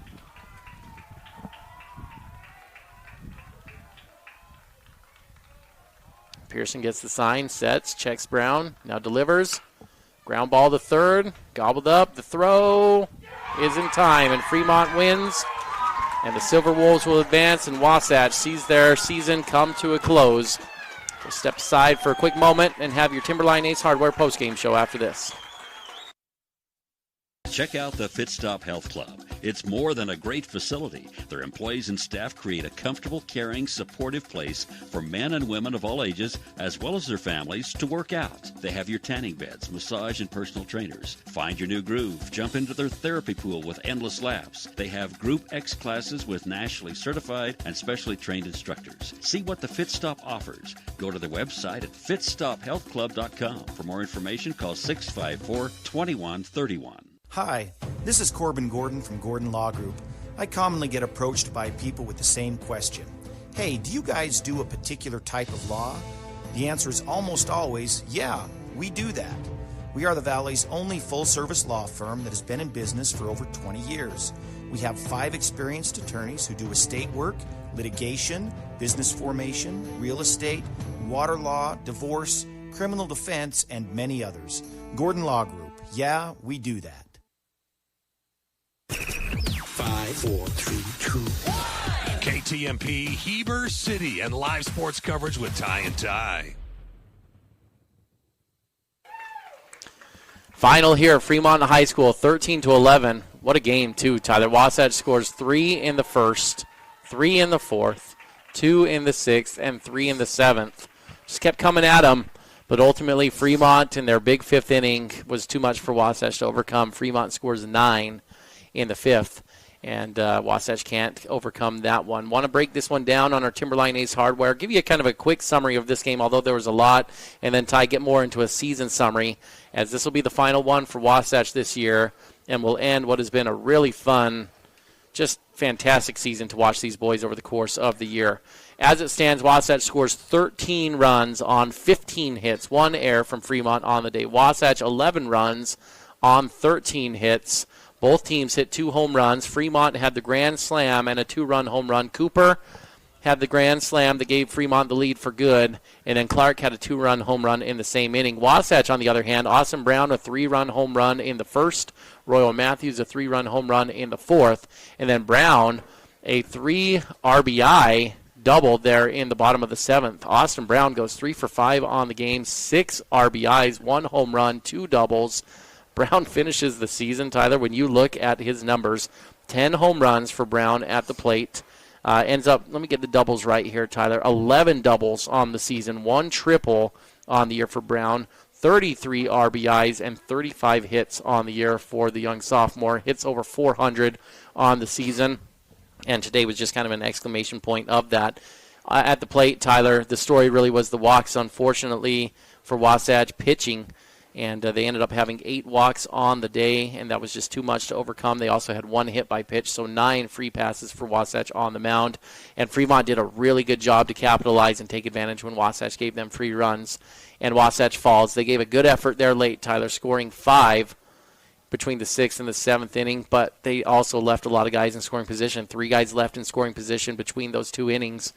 And that's the difference in the game, right? You get those 3 runs, and all of a sudden you're on the right side of the scoreboard in that one, Ty. Yeah, I think you go back to the 6th where Wasatch had bases loaded, nobody out. They did get 2, Ty, but they also had 2 strikeouts in that sequence. And so if you were able to just put the ball in play, you get 2 or 3 more in that inning, boom, you tie the game up with that double off the wall by Brown in that last inning. And I think you can go back and kind of say that for the entire series. Go back to game 1. It was more on the defensive side, but Wasatch definitely left some opportunities on the board offensively as well. Lots of runs tonight on the board here. Again, the runs brought to you by Stone Insurance, proud supporter of Wasatch High School Athletics. Ty, I want to move into our post-game awards and hand out some Ty's trophies on the year. Just get your general thoughts on the season, watching this team. Wasatch is going to finish here with an overall record of 17-12 on the year in their 29 games played. Had a lot of impressive moments, Tyler. But who are some of the standout players to jump out to you this year? I think we need to recognize these first 4 hitters, and there's been plenty, but the first 4, all with 32-plus hits on the season. You mentioned Brown up to 35 with the 3 hits today. Fowler with 35-plus hits. I believe you said he had 2 hits today, so he ends with 37. 3 hits today, so 38 hits on the season. And Jack Salmon also with 33 hits on the year. Royal Matthews ends with 36 hits on the season. That's impressive when you have 4 guys with 35-plus hits all. And then you go to the extra base hits. I'm just going to go through each of the players. Fowler, 7 doubles, 1 home run. And this was going into today, Ty, and so, there's some add-ons to that. Salmon, 8 doubles, 2 triples, 2 home runs. You mentioned Austin Brown, 11 doubles, 1 triple, and 10 home runs. And then Royal Matthews, 6 doubles and 5 home runs. Just those 4 were really good all year and just put pressure on the opposing defenses just time after time after time. But then I'm going to throw in also Livingston, I think, had himself a great senior campaign. Was one of those guys that just stayed in the program, started baseball late, but stayed in the program and ends up becoming an ace here for Wasatch. And that was a big loss to lose him going into this series where you don't have your ace arm that can go on the mound. But then also in the box, Ty, was really good, 17 RBIs, 4 doubles, and 2 home runs. And then I want to give another shout-out to Otis Sweat, another senior. He ends up 4th on the team in RBIs with 24. Also had 4 doubles and a home run. And so those are some of the shout-outs that I want to get. Eddie Bluth came on great. It's so hard, right? You want to mention everybody, but Eddie Bluth ends up with 25-plus plus hits on the season and 10 plus doubles on the season as well. I think one of the stories, Ty, is on the pitching side of things. We were talking about this on the way home. This is kind of a crazy stat, and you look at some of these teams, your PGs, this team that we're facing off against Fremont, you have 2 or 3 guys that end up with 5+ wins on the season. Wasatch ends up on the season, I'm just counting, 1, 2, 3, 4, 5, 6, 7, 8, 9 different players with a win this year on the mound. And so that was, I mean, you have the depth, but also Wasatch just couldn't hand the ball out to anybody. Yeah. And I think that's kind of one of the stories this year. Livingston was your ace, but then who was your number 2? And I just don't feel like anybody ever really developed into that number 2. Again, they showed a lot of depth, a lot of guys getting wins, but I think it showed in this game 2 today. Who do you turn to in order to go out and get a win? That game summary, or season summary, brought to you by the Gordon Law Group. The Gordon Law Group, your full-service local law firm who practices in all areas of the law and take pride in saying, yeah, we do that at the Gordon Law Group, and then tie those offensive players of the year, brought to you by Chubby's Cafe. Chubby's Cafe, the neighborhood destination for the food you crave.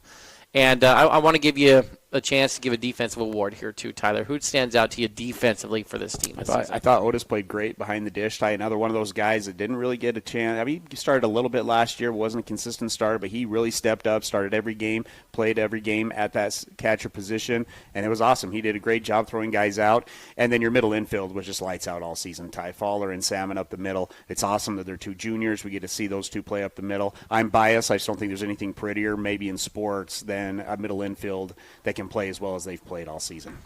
Yeah, Ty, we're spoiled, right? Going up the middle, you've got those 2 coming back for Wasatch. Brown, the center fielder, right? That just kind of going up that middle infield into center field. A lot of underclassmen on this team coming back, losing some tough pieces to lose, though, right? The seniors you mentioned are big parts of this team. And Wasatch will have to look to reload, and then they'll do it in unprecedented territory. This is the last Wasatch baseball game with only 1 high school in the town, Tyler, breaking into 2 high schools next year. And so that'll come with, I'm sure, all kinds of other chaos and scenarios with it as well. But for this one, this was a fun way to see the season go, Tyler, and I thought the boys played great over the course of the year. I did too, and you know, next year's going to be fun, but tough still, right? Timpanogos is maybe the favorite in 4A. Provo ends up with 22 wins as well. Orem's always knocking on the door playing real well. So it's going to be a good region next year, and excited to see what this team can do going forward. That'll do it for us here, though. Wasatch falls 13-11 to Fremont. They lose in the series to Fremont, and their season has ended. Fremont will advance to UVU and play on Monday at 11 o'clock in the final 8 of that. Thanks for joining us this year. Ty, we're back on the air for lacrosse, hopefully, assuming the boys can get a win here tonight against Payson. We'll be on the air for that quarterfinal matchup. We'll keep you posted on that game as it unfolds. Thanks for joining us here today. This has been Wasatch High School Baseball, 92.9 The Peak.